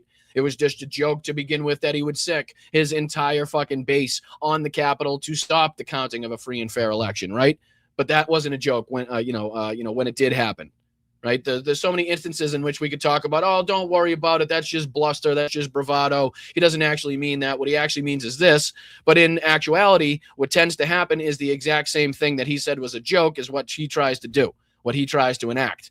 So this is not something that we can take as a joke. Nobody would even in their right minds put it past Donald Trump for contemplating the fact that his power now gives him the ability to give preemptive pardons to people that have committed crimes on his behalf, that have covered up the Epstein files on his behalf, that have committed war crimes on his behalf, right? That have enacted illegal wars on his behalf, that have shot people, Americans, citizens in broad daylight in the streets of the United States on his behalf, whatever it may be here. I mean, you can see that it's not something that you would put past this regime to give all of the people that are now surrounding or doing the bidding of this regime just preemptive pardons all the way around. So the fact that Caroline Leavitt has to address this and called it a joke just makes me want to focus on it even more. However, we know already there have been a bunch of fraud pardons. Half of his 88 individual pardons are for white-collar offenses. Many of those people would have had to pay restitution, except now they don't. So their victims literally are not going to get their money back. One estimate put the total amount at approximately $1.3 billion in restitutions and fines that have been eliminated. And the corruption has gotten again, people that were owed that money, people that would deserve to get $1.3 billion in response to whatever court case they were involved in, that the Trump administration just decided to pardon these people, thus eliminating the possibility of these people collecting on that money, right? So again, sucking money out of the pockets of the U.S. taxpayers in just another form and fashion. So insane that everyone has started to admit it, even people who are friends with this administration. The Trump family has enriched itself to the tune of $4 billion since taking office again in 2024. Does this concern you at all? Of course. I mean, I've been but again, tell me about Jimmy Carter's peanut farm. Calling this out, I think, before pretty much anybody else. If the name were Biden and instead of Trump, people would be screaming bloody murder, and how this was not beneficial to President Trump's agenda either. So sure, that well, not beneficial to his agenda or corrupt? I mean, both, obviously. Mm-hmm. That was Ben Shapiro, arguably the biggest cheerleader for this whole administration. Even he talks about how corrupt it is, although when asked if there are going to be any consequences for it, he's pretty honest that he thinks there will be a way out. So you're confident that the Justice Department will pursue corruption charges against the Trump family because it's independent? Oh no, I'm confident that the president will likely pardon himself and his children in the same way that Joe Biden did on his way out. Now you can see it's almost become a Washington joke. The idea that there will be no consequences for this is such a foregone conclusion that when thinking about it, these people laugh about it. In other instances, people like Ann Coulter will allege in one breath that this is the most corrupt presidency in history, and on the other hand say, well, they just don't care. Can't disagree with you. I mean, it's hilarious. I think this is the most corrupt presidency in U.S. history with the money they are raking in with the NFTs and the meme coin. I mean, it is so blatant. It's right in front of our eyes. And the funny thing about I don't care as long as we get a wall and mass deportations. Again, that's just fucking, it's so obvious and blatant, these people. It's the same thing as Megyn Kelly talking about the fact that, she'd continue to vote for Republicans even if they dropped a nuclear weapon on somebody.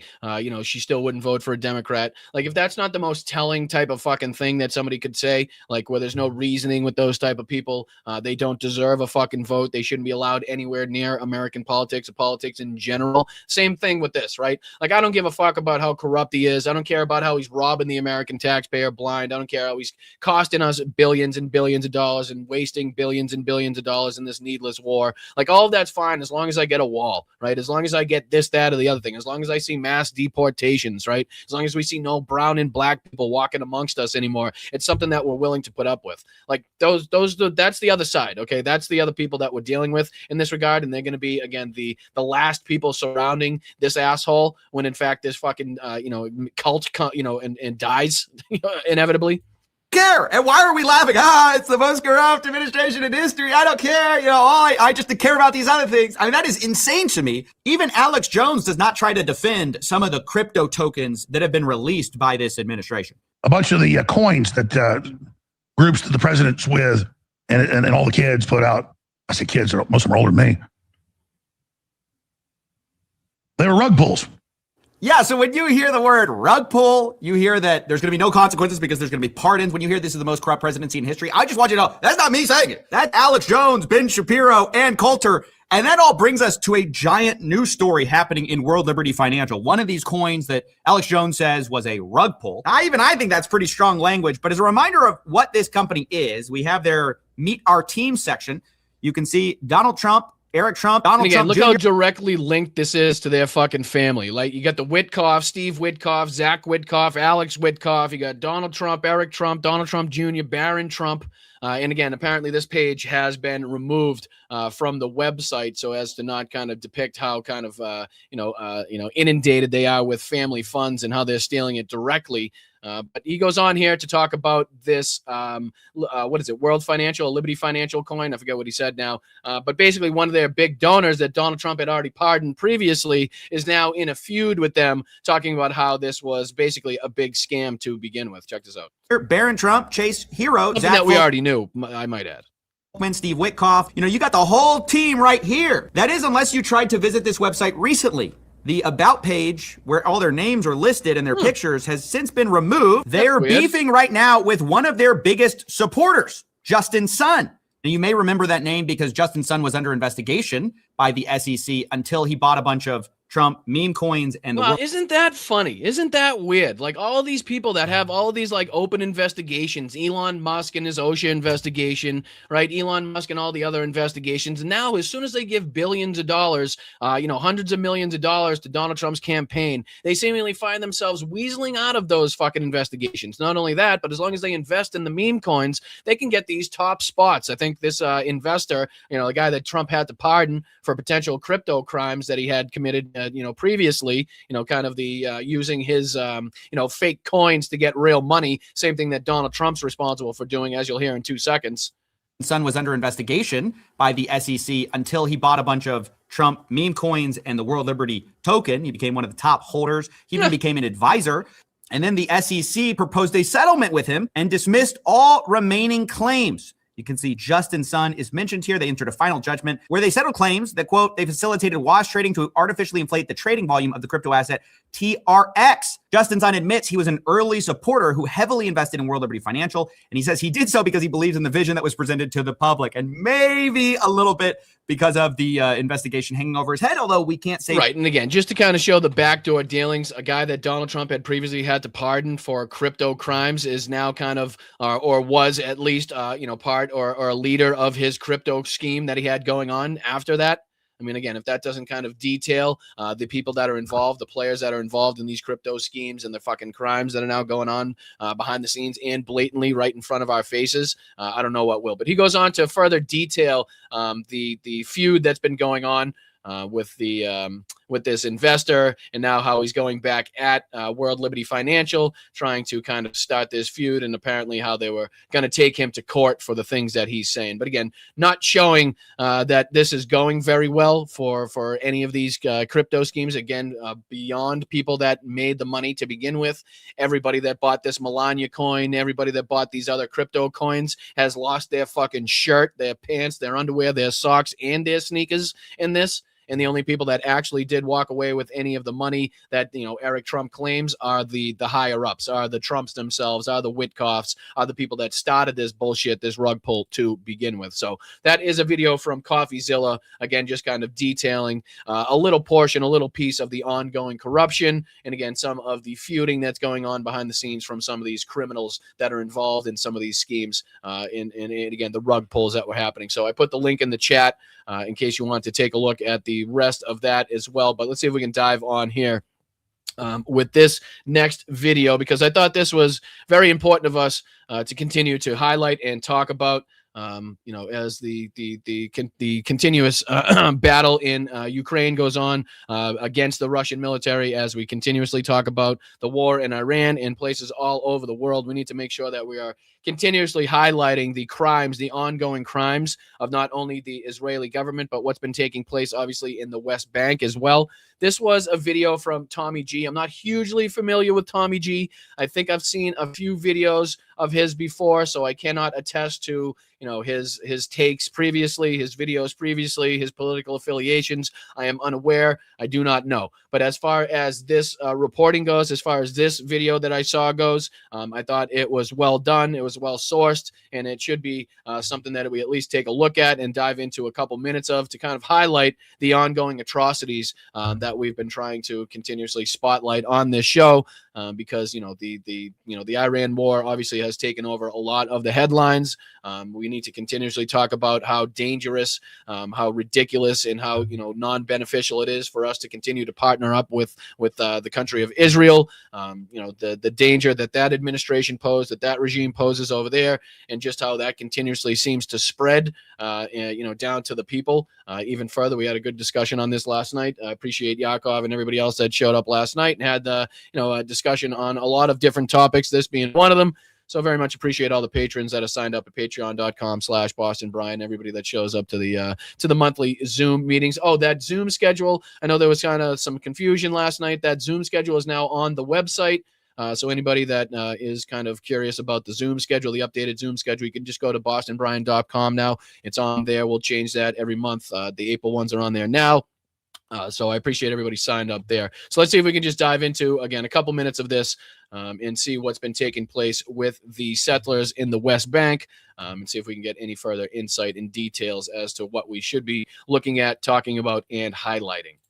Once you become aware of what Israel does in the world, it becomes very hard to understand them. Bombing cities to rubble, forced mass expulsions, false flag operations, riots defending grape culture, and extreme systematic oppression. You see, there are many notable areas of Israeli brutality we could cover, but today we are going to focus on the daily terror happening in the Palestinian West Bank. Right now, over 700,000 illegal Israeli settlers are currently taking over internationally recognized Palestinian land, and these settlers are backed by the Israeli military, armed by American guns, and funded in part by Zionist Christian church donations. And again, this is something that we talked about. I think we brought up last week, you know, the video that was put out by the CNN crew that was kind of, you know, aggressively approached by the IDF soldiers, and the IDF soldiers basically didn't hold back in talking about how, you know, the land was theirs, and that they were going to eradicate the Palestinians from the land, and that it wasn't legal yet, but it would be, and that this was basically sanctioned by the government, even though it was illegal for them to, you know, to perpetrate this shit. So again, this is something that we're continuously trying to highlight and should be spotlighted, you know, all over the place. Folks, this episode is brutal. We are covering mob violence, arson, farmers being attacked, animals being tortured for fun, and we even interview an American dad whose son was beaten to death by Israeli settlers. To uncover the truth, we sat down with those that have seen and lived this firsthand. You are going to hear from former U.S. Marines, Palestinian Americans, an IDF soldier, and even a Jewish survivor of Nazi occupation who now speaks out against Israel. Folks, we have the raw footage to back up everything I'm about to tell you. However, we have to edit it carefully as most of it is too horrific to be allowed on YouTube. Folks, a quick disclaimer. I love my life, I love my family, and I am in perfect health. Another thing to address is we know this video is going to be shadow banned hard. So I'm asking again, it just shows you kind of the sensitivity around this. It just kind of shows you the, you know, the way in which people are kind of afraid to talk about these things. They continuously have to divulge that, hey, you know, I'm not, you know, I'm not looking to harm myself. I'm in perfect health. You know, if anything happens to me, you know where to look and know why it's coming, type of thing that you continuously hear in people that speak up on these topics. So again, it just shows you the sensitivity and the severity of the nature of these topics. To help me fight against the algorithm. Hit the like button, write a comment, and imagine every single one of these actions as a salute against this Israeli behavior. Let's dive into the video. Folks, I'm about to go ask some people that have had boots on the ground experiences in the West Bank. But to prepare for these interviews, I'm going to use a partner of the channel, the sponsorship of today's episode. And again, I'm not here to do partnerships or sponsorships, so I'm going to skip that.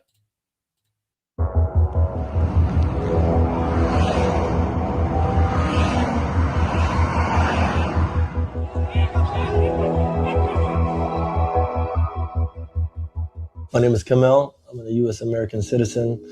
My son, Saif, who was also an American citizen, was beaten to death by Israeli settlers.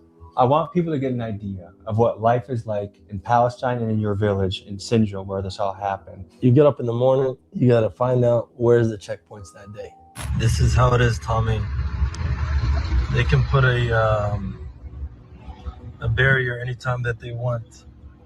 Looks like they're closing the road here because they have a gate in front of this village of Turmus Aya, and anytime they want to close it, they close it. Last night, they had this new road that we made between my village and a neighboring village. They were happy about this road, man. It's all new asphalt put on this road. The Israeli authority came, just demolished the whole road. With a bulldozer. With the bulldozer.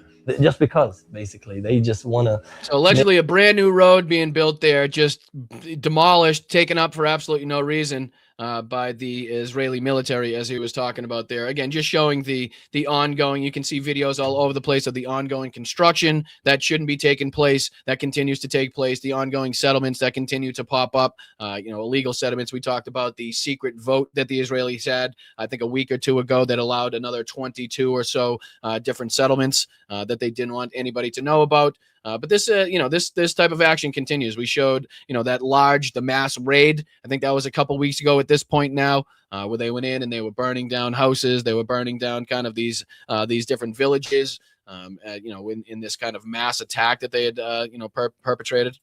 Make life as hard as they can on the Palestinians. In an area we could say about the size of Delaware, that this land is, that they have 702 checkpoints set up. And only growing. 702 checkpoints. And again, in as he said, you know, an area the size of Delaware.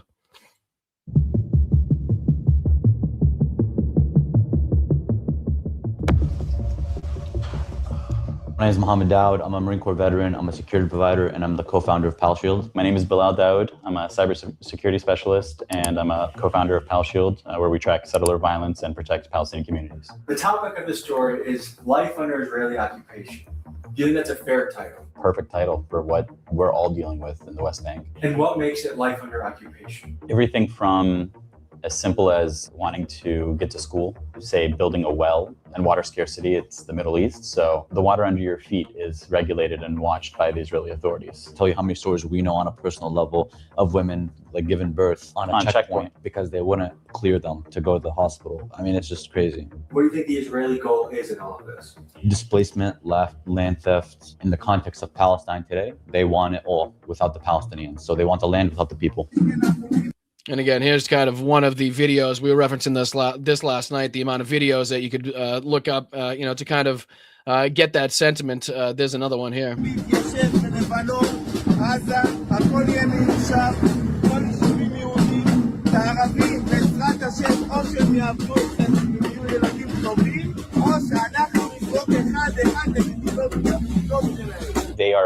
They will work for us, or they will be like good children, or we will throw them one by one into their countries. And again, there's ample videos like that going on to suggest the ongoing support for what the Israeli government is now, enacting. Not only, what we saw take place in Gaza, but also now with the, the settler movement as it pertains to the West Bank as well. Also, what we saw take place in Lebanon as well. I mean, the whole thing is just, it needs to be discussed. It needs to be talked about. The partnership, the fact that we should be sending absolutely no more aid, no more money, no more fucking weaponry to a country that is remotely engaged in anything that we've seen Israel engage in. The way that they've lied to us, the way that they fucking basically led our president into this war because he's a gullible, dumb son of a bitch, and he's the first president that was that dumb and gullible to listen to Netanyahu and to follow his actions and to think it was going to go the exact way that Netanyahu and Mossad said it was going to go when they had their little fucking slideshow presentation at the White House. That swayed Donald Trump's beliefs. But again, there's a lot more to learn from this as well. So again, I'll throw the link in the chat for you guys and anybody that's looking to kind of further educate themselves on what's actually taking place in and around this area. I will throw that in the chat for you guys. Unfortunately, like I said, we only have a finite amount of time, so we don't have the ability to dive into all of these things in their entirety, but I do want to make sure that I give you guys the opportunity to kind of find these videos on your own. And if you want to do further digging, further research, further educating yourselves on these things, then I would definitely point you in that direction and advise you to do so. All right, we got about 20 minutes left. Should give us just enough time to go over these last two videos. It's been kind of a few days since we've kind of talked about the frontline movements, what's been taking place on the front line in Ukraine. We've talked a lot about the ongoing strikes and the effectiveness that Ukraine still has on their ability to hit. We talked about Primorsk and the strikes on Ust-Luga and the different ports and refineries and the different the ongoing battle that the Russians have seen in trying to defend against their energy infrastructure. So Ukraine's been doing a great job at attacking these sites, both deep inside of Russia and also their ports, to try to mitigate the benefit that Russia has been seeing as far as the rise in oil prices, and also the kind of the relieving of the sanctions that they had on them, the sanctions that were relieved in order to try to again mitigate the price of oil. But this is a little bit on the frontline movements, what's been taking place recently, and how it's not going so well for the Russians. This is, again, some of the commentary from the Russian mill bloggers that are, again, if they're talking about how bad the situation is, if they're talking about these different parts on the front lines not going well for the Russians, it's really not going well for the Russians, because they're really not, too quick to talk about anything bad that's going that's happening on the Russian side.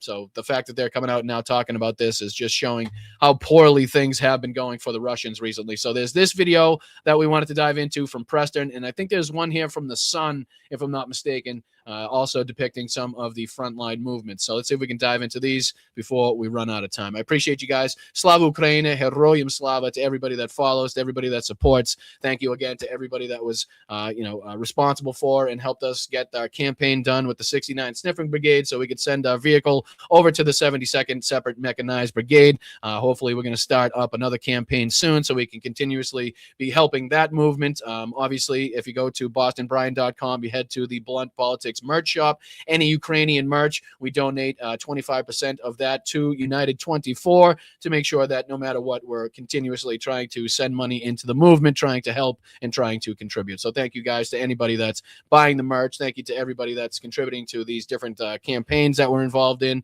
I really do appreciate you guys, and it goes a long way. All right, let me see if I can throw this on the screen and see if we can take a look at some of the frontline movements, frontline updates, and how it's not going well for the Russians, like we've been hearing over the last, to say, month, 2 months or so.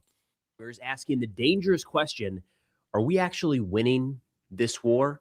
which I feel like you can talk your way through for a little while and just declare victory and move on. But at the 4-year point in the war, some of that luster starts to wear off. So today we're going to look into why this specific mill blogger is saying that Russia may actually be struggling in winning the conflict, and it has to do with the expansion of the kill zone at the front.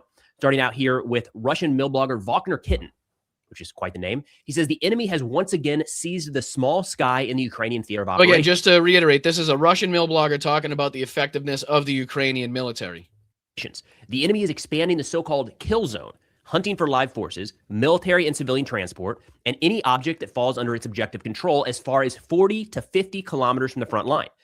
The plans are to increase this notorious zone to 100 kilometers in our depth, and just in a moment, not in the Donbass, but also inside the Russian Federation. And again, you add this up with, I think the reporting was coming from March that I think it was like 95 or 96% of the, Russians eliminated from the battlefield were taken out through the use of drones. Again, just further depicting the ongoing kind of technological advancements and usage of drones in warfare.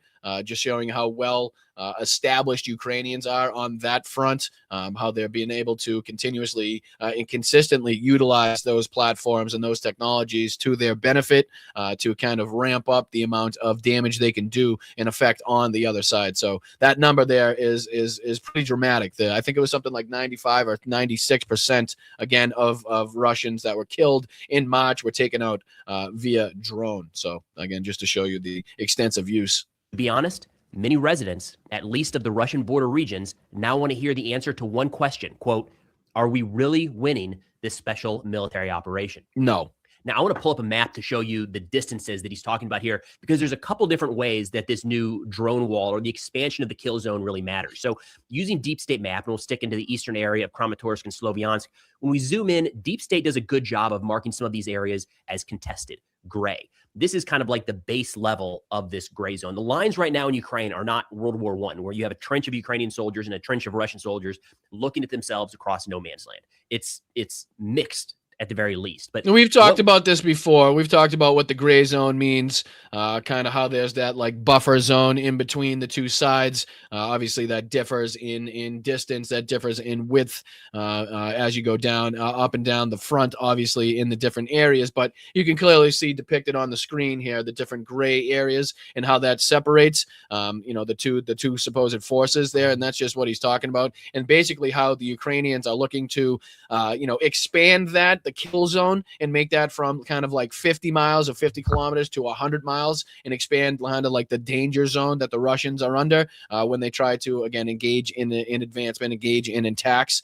So I think that's what he's talking about here. We've seen recently is, here's a good example here. So a portion of territory that there's just too many drones, both Russian and Ukrainian, to where anybody moving into that area is likely to be hit. So what Wagner Kitten is talking about here is now this zone that generally has been 10 to 20 kilometers deep is expanding to 40 to 50 kilometers inside of Russian territory. So if we use our ruler here to give you an idea, again, just on the outskirts of Kramatorsk, so a key hub here in eastern Ukraine, this is kind of the pocket getting the most attention right now. Let's go right here. So if we've got roughly, we'll eyeball it. There we go. There's about 10 kilometers on or around the front line. That is not an area anybody is going to be able to move through without being detected. What Wagner Kitten is saying is this is now shifted. Even if we stick with this gray zone here, this is shifted to 40 to 50 kilometers in some areas. Do you see the amount of territory that all of a sudden everyone is being killed in? And there's a couple. So again, just to kind of further reiterate what he's talking about here, that gray zone that was typically known as like the no man's land or that buffer zone. Well, the Ukrainians are now trying to stretch that. Again, they're trying to stretch that the land, the geography of the inability that the Russians have to move inside of this place that they have, that they again will be faced with these drone activities, will be faced with a sure threat of being being taken out here, and that's expanding some 10 to 40 kilometers, even 100 kilometers inside and behind the front lines there. Again, showing the amount of troops that would be in that region, the amount of troops on the Russian side that would be occupying that amount of space that would be put, in harm's way, that would be put under threat if, in fact, they were trying to move via vehicle, ATV, on foot, whatever it may be, or again, even if it's just their established site, their established position that they have being located by one of these drones. So, I mean, that's a big fucking difference compared to just the gray zone. I mean, look at the difference compared to, how far that stretches into, Russian occupied territory beyond just the gray zone. So that's a substantial difference. Different ways to look at this, right? Because we know Ukraine has the ability to hit targets throughout the entirety of not just the occupied territories, but inside of Russian territory, like Russia proper, the old Russia before they annexed some of these areas in Ukraine. We also know Russia has the ability to hit targets all throughout Ukraine. So what is the big deal about this little 40 to 50 kilometer stretch? And it has to do not just with the quality of the drones being used, but more importantly right now, the quantity of high quality drones. And that's a major change that we've seen in just the last few months. So yes, for years now, Ukraine has had the ability to hit something. Let's, again, stick with this area. They could hit soldiers massing in Popasna, which was taken back at the very beginning of the war, right above my from head, Ukrainian territory for a long time now. That's nothing new. But the middle range strike drones and bombers that can carry out an attack 30, 40, 50 plus kilometers into Russian territory were limited. So, if you hit one Russian concentration in Popasna, that's significant, right? They are within range. When you can hit them with 20, 30, 40, 50 plus drones a day, it shuts that off. It turns off movement. It no longer can be a staging area. It eliminates some of the forward supply points and is pushing them further and further back, to where what we've seen recently are more and more Russian soldiers trying to advance forward in small groups, 1, 2, 3 individuals on foot. And I want to expand this a little further south to show you just how significant this change is and why we are hearing more and more concerns from the Russian side. If we go to the southern portion of Ukraine here, so we've got Kherson and Zaporizhia, just to the north of Crimea. If we look at the stretch across here is 93 kilometers. This Russian mill blogger, and he's not the only one, we've heard it from multiple sources at this point, Ukraine is moving that middle strike range. Again, not just quality, but quantity. So basically now, hopefully stretching to that distance where they'll be able to hit anything inside of that, target area with not only, substantial amount of drones, but also high quality drones, which again would be a lot different than just being able to lob, a missile or two and hit a specific target. To be able to lob, like he said, 20, 30, 40 different drones at these targets daily is going to have a big impact, especially if we're talking about a range of, some 100 kilometers inside of the Russian held territory. So that's going to have a huge impact as well. Let me just see here. We got about 10 minutes left. There was also this one that I wanted to dive into as well that I think gave us some other updates as far as frontline movements, maybe even a little more detail. This is from The Sun. Superpowers Exposed. I think it's one of their offshoots, one of their little segments that they have. But this is detailing Ukraine is destroying Russian forces faster than ever, and here's how. So here's just a little update on how the Ukrainians are managing to, again, eliminate and wipe out more Russians from the battlefield than ever before. Ukraine isn't just fighting Russia, they're dismantling the very idea of the traditional Russian military, a meat grinder approach to warfare that maybe has reached the point of no return. While the front line turns into a high-tech kill zone, the world is asking, has this Russian superpower finally begin to break? Today, we're going to break down why Russia may finally be running out of time. I'm Simon Diggins, and this is Superpowers Exposed. Ukraine hasn't just been improving its weapons, it's developed a new system for fighting the war, using long-range drone missile hybrids, AI-driven mission control, and autonomous swarming tactics for its drones that are dismantling the Russian military. Oh, there was also, let me see if I can find this too. Let me see. How do I look this up? Ukraine, I think they also were reporting that Ukraine just confirmed the first kind of location taken all by drone. Let me see. Drone. Let's see if that pulls that up. Let's see here. Ukraine, Germany discusses hit Ukrainian port. Russian drones hit Ukrainian port. Yeah, here it is right here. It's Business Insider. Let me throw this on the screen. I know, I was muted every time I clicked that screen. But this is from Business Insider talking about the Ukrainians that had captured a Russian position using only ground robots and drones, no infantry. So I think this is going to be the first time that this has been reported, that an entire position was taken, through the use of ground robots and drones. This says Ukraine said it took out a Russian position using drones and ground robots. Zelensky said it was the first, said it was a wartime first, and no Ukrainian infantry was involved. He said robots have done over 22,000 missions in 3 months, keeping many soldiers from harm. It says that Zelensky said on Monday, for the first time in the history of this war, an enemy position was taken exclusively by unmanned platforms, ground systems, and drones. The operation, which saw the Russian surrender, was executed without loss on our side. The Ukrainian ground robots have carried out more than 22,000 missions on the front lines over the last 3 months. He said that means they were saved more than 22,000 times when a robot went into the most dangerous areas instead of a warrior. This is about high technology protecting the highest value, human life, identifying some of the robotic systems Ukraine uses, such as the Ratel, Term MIT, the Ardel, the RYS, and I don't know how to say the rest of those, Protector, and Voila. But again, this is, kind of a huge leap forward, as it were, as far as drone technology, the use of drone warfare, being able to, again, take an entire position, basically just using ground drones, ground robots and drones itself, and not having to expose any of your infantry, any of your men to any of the danger. Obviously, that goes alongside, that comes with trying to storm a position, take another position, take enemy or kick enemy out of a position, as it were. So again, that just continues to show the effectiveness, the ability that the Ukrainians have in utilizing drone technology and drone warfare, and how they continue to push the envelope. And basically, they're continuing to write the book, as it were, on what drone warfare means going forward. Like, it just continues, the book continues to be rewritten on a monthly basis. In real time. We're going to begin by looking at Ukraine's 2026 defense strategy under Defense Minister Mikhailo Fedorov.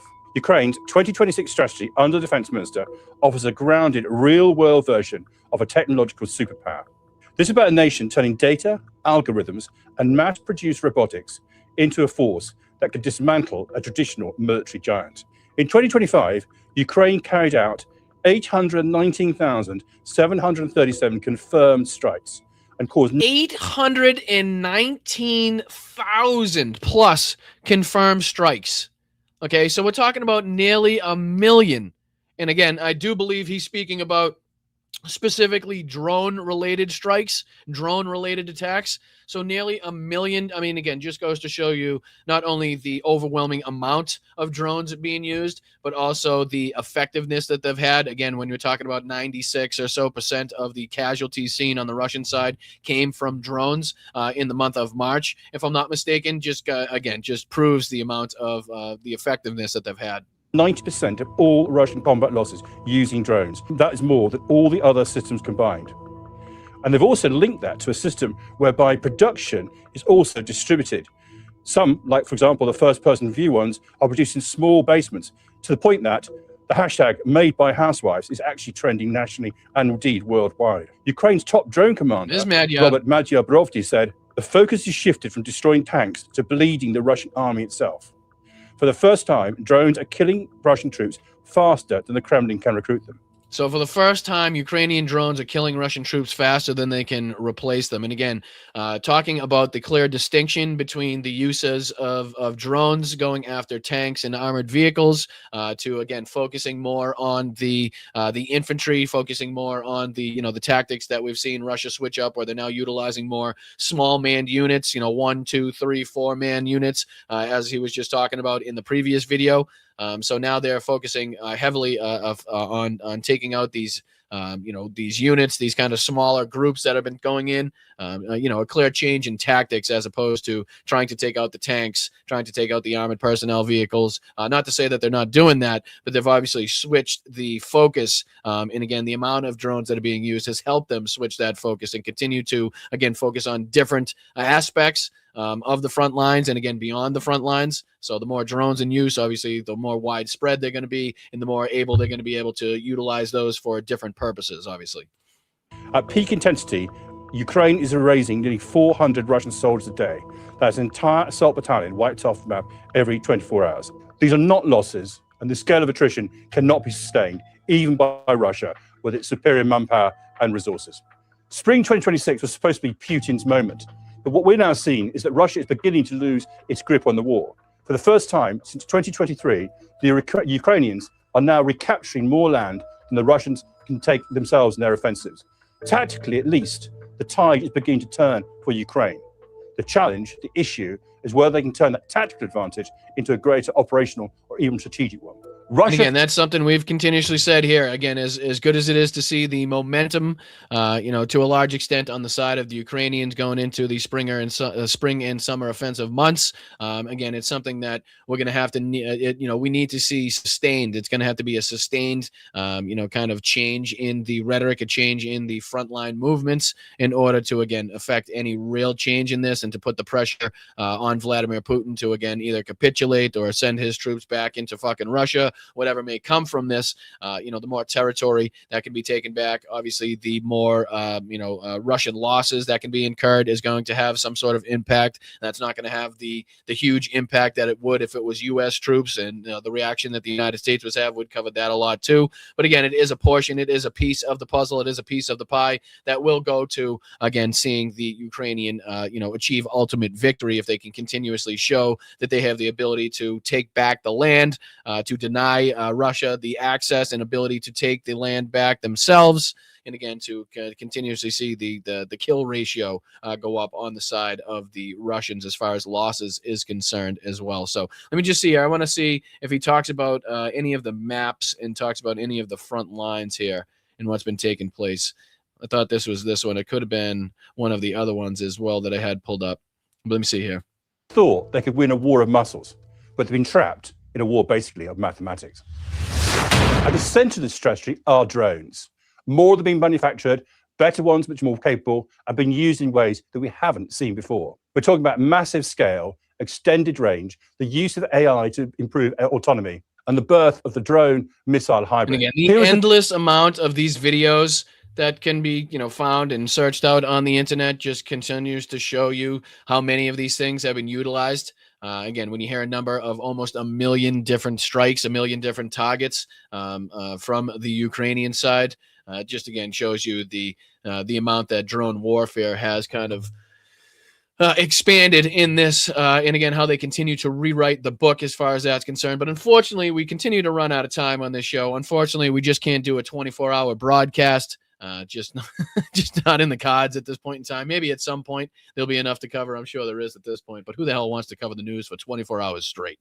But let's get into thanking some people for their kind contributions. Again, the craziness never ceases to amaze me. The propaganda coming from Donald Trump as far as, him thinking he was a doctor, as far as posting the picture depicting him as Jesus Christ. Again, all of the nonsense of Donald Trump's failures in trying to blockade an already closed Strait of Hormuz. We've already seen the Chinese kind of already, flip Donald Trump the bird and fly in the face of the blockade, sending, an alleged sanctioned Chinese ship through the Strait. So again, we'll see what has to come from that. We'll see what escalations assuredly come from Donald Trump's nonsensical fucking takes and actions that he's ready to implore in that. So let's just see here. Thank you so much to everybody on Venmo that was nice enough to send in something today. Thank you to V Sawyer, as always, for your continued contributions. Lego Scratch, thank you. I appreciate that. Thank you so much for the Lego Scratch. I like that. I know I like that the people are enjoying those as well. And thank you so much to Teague for everything that you do. Cup of something. I sure will put that to good use, Teague. Thank you so much for everything that you do as well. Very kind of you to send in those contributions. I appreciate those, and they go a long way. And then over the last couple of days, as always, thank you so much to Allison M. Thank you so much to Tom, the altar boy in the chat. Much appreciated. Thank you so much for everything that you have doing. Thank you so much to MR. Thank you so much to Rochelle. Thank you so much to Geneva. Thank you so much to Damon, Jenny Faye, Heidi, Nancy, Moms, Yakov. Again, everybody over the last week or so that's been kind enough to throw in a couple bucks as a Venmo, not in that corner, but in this corner.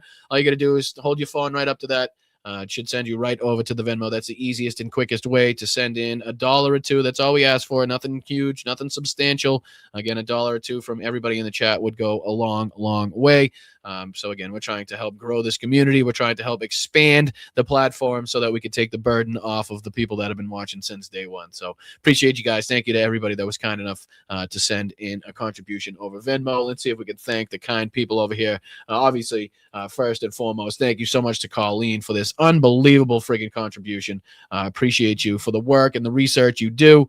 In my mind, you are the kid I never had. Well, that's very kind of you, Colleen. Thank you so much. Very happy to have you here. Very happy to have you part of the community. And thank you so much for your contributions. Thank you, Shockey, as well. And who else? I just saw somebody send in a last-second Venmo over there. Oh, thank you, Yakov. I appreciate you, brother. Thank you so much for that last-second contribution over there on Venmo. I see you, man. Thank you, Shockey, for the $2. It's official. We are surrounded by wankers. Absolutely. Absolutely, 100%. No arguments there. You will see no notes from that one, Shockey. I appreciate you joining me. Thank you so much for being here. I always like seeing you in the chat, my friend. Thank you so much to Rachel. How are you, Rach? Good to see you. Didn't Trump have a cameo in Zoolander? Did he? I didn't like that movie. Never saw it. Wasn't a fan. There's a lot of what's the guy's name, Ben Stiller, that he does that I don't care for. A couple of the movies that I'd watch, but Zoolander was not one of them. So if anybody else in the chat can answer that or respond to that, or if you're just being facetious, maybe I'm missing the joke on that one. But we do appreciate your contributions, Rachel. We always appreciate seeing you in the chat. Hope you're having a wonderful day. Enjoy the weather out there. Not really. Carol says Rachel is here. Let's be worthy and respectful, chat. What happened? Did I miss something, or is this just being the chat just being kind to one another? Well, I appreciate you, Carol. Thank you so much for the $5 contribution. Hope everything was all right in there. Thank you so much to Brian as well. Nothing for nothing. There's a radical group of Israel religious zealots losing a whole bunch of wrongdoings. Not racist, just the reality. I think I understand where you're going with that, Bri, but you kind of lose me in the second half of that first sentence. But I do believe I know where you're going with that one, and I probably do concur if, again, I do follow the right way. So let me see here. Who's else? Thank you, Bri. Appreciate that contribution as well. And then thank you so much to JD rounding it out today. Much appreciated for the $2 super sticker. I do appreciate you guys. I know it's tough times. I know it's, uncertain times, especially financially, especially with the economy. So I do appreciate you guys kicking in whatever you can, contributing to the show. $1 or $2, like I said, is all I ask for. Venmo is the easiest and quickest way to get that into the show. Nobody takes a portion of it. It is immediate. It is direct. You can also sign up for a YouTube membership just underneath me for way less than a gallon of gas. You can get a whole month's membership. You can donate those memberships, or you can take the old-fashioned route and just throw something in the old chat, whether a super sticker, a super chat, your milestone, whatever it may be. So we'd like to thank everybody at the end of every podcast, at the end of every live stream for their contributions, and this show is no different. So thank you guys for all of your help, all of your support, everything that you guys do. Very much appreciated. No doubt we're going to have more of this shit to cover tomorrow. Doubleheader tomorrow. We got the 2 shows on Wednesday. Don't forget. 1 o'clock tomorrow. We got a 1-hour show tomorrow afternoon. And then tomorrow night at 8:30, we got our regularly scheduled 2-hour program that you're not going to want to miss. So I appreciate you guys. Make sure you're heading over to bostonbrian.com. Check out the merch site.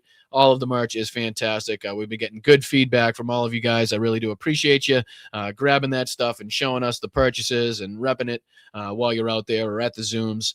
So thank you guys for your loyalty. Thank you for your passion. Thank you for your aggression. I really do appreciate each and every one of you. And again, I'll see you tomorrow for the doubleheader. Thank you to the mods. Thank you to everybody. And again, the Zoom schedule is going to be posted on the website. All of my social media platforms and different accounts are posted to the website. You can get to the merch shop through the website. So again, if you have any questions, comments, concerns, head over to bostonbrian.com, and they should probably be answered pretty quickly over there. So thank you guys for everything that you do, and I'll see you tomorrow for the doubleheader. Peace out. Make sure you're staying proud. Make sure you're staying aggressive. Make sure you're staying loud as well, but keep your head on a swivel out there. Make sure you're staying safe. And again, there'll be no shortage of shit for us to call out tomorrow. So I'll see you then. Thank you, mods. Every single one of you. Thank you to everybody on Facebook, YouTube, Twitch, Instagram, and Substack. I really do appreciate you. Hit that thumbs up on the way out. Subscribe if you're not already subscribed. We're trying to get to 20K.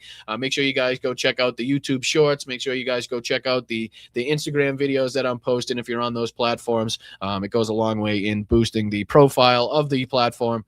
So yeah, do whatever you can. All the free stuff helps as well. So I'll see you tomorrow. Thank you, guys.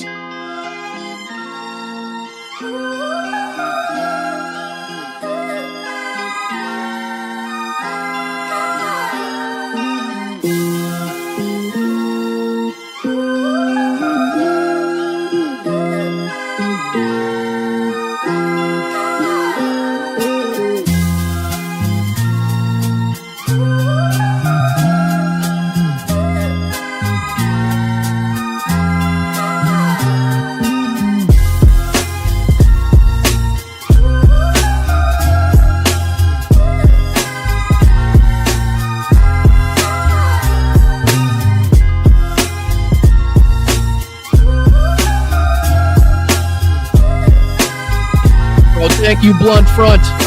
Much appreciated, Blunt Front. Sorry that squeezed by me. My apologies for not seeing that one. Thank you, Blunt Front, and thank you so much to Yakov. Appreciate you, Yakov, for sliding that one in there. Get out of the street, get into the street. Let's fucking go. Amen, brother. Thank you so much, Yakov. Thank you, Blunt Front. You guys are amazing. Sorry I missed those.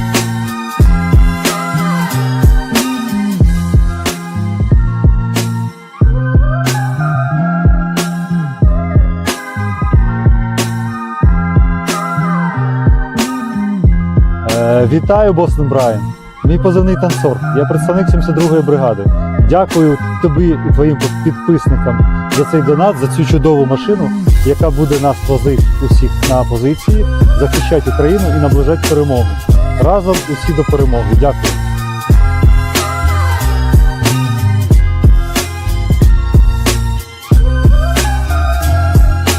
The kidney has a very special place in the heart. It's an incredible thing. We're inviting Americans from all across the country to come.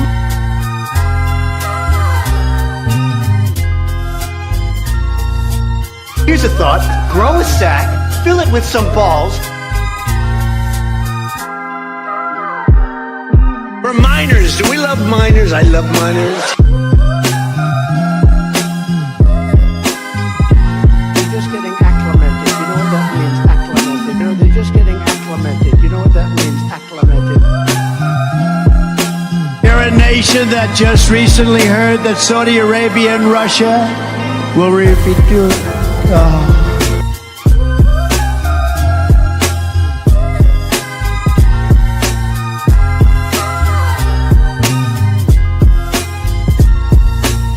Water coming here is dead.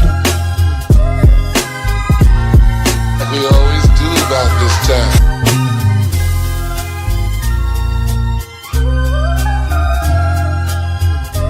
I'm standing up here bashing the living shit out of Nazis. Вітаю, Бостон Брайан. Мій позивний танцор. Я представник 72-ї бригади.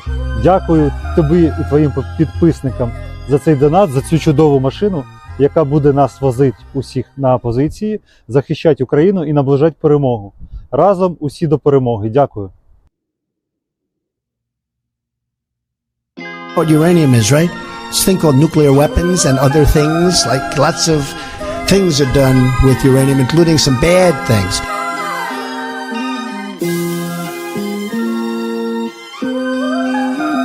I can just tell you that a con artist is about to take over the Republican Party and the conservative movement, and we have to put a stop to it. He's always calling me Little Marco.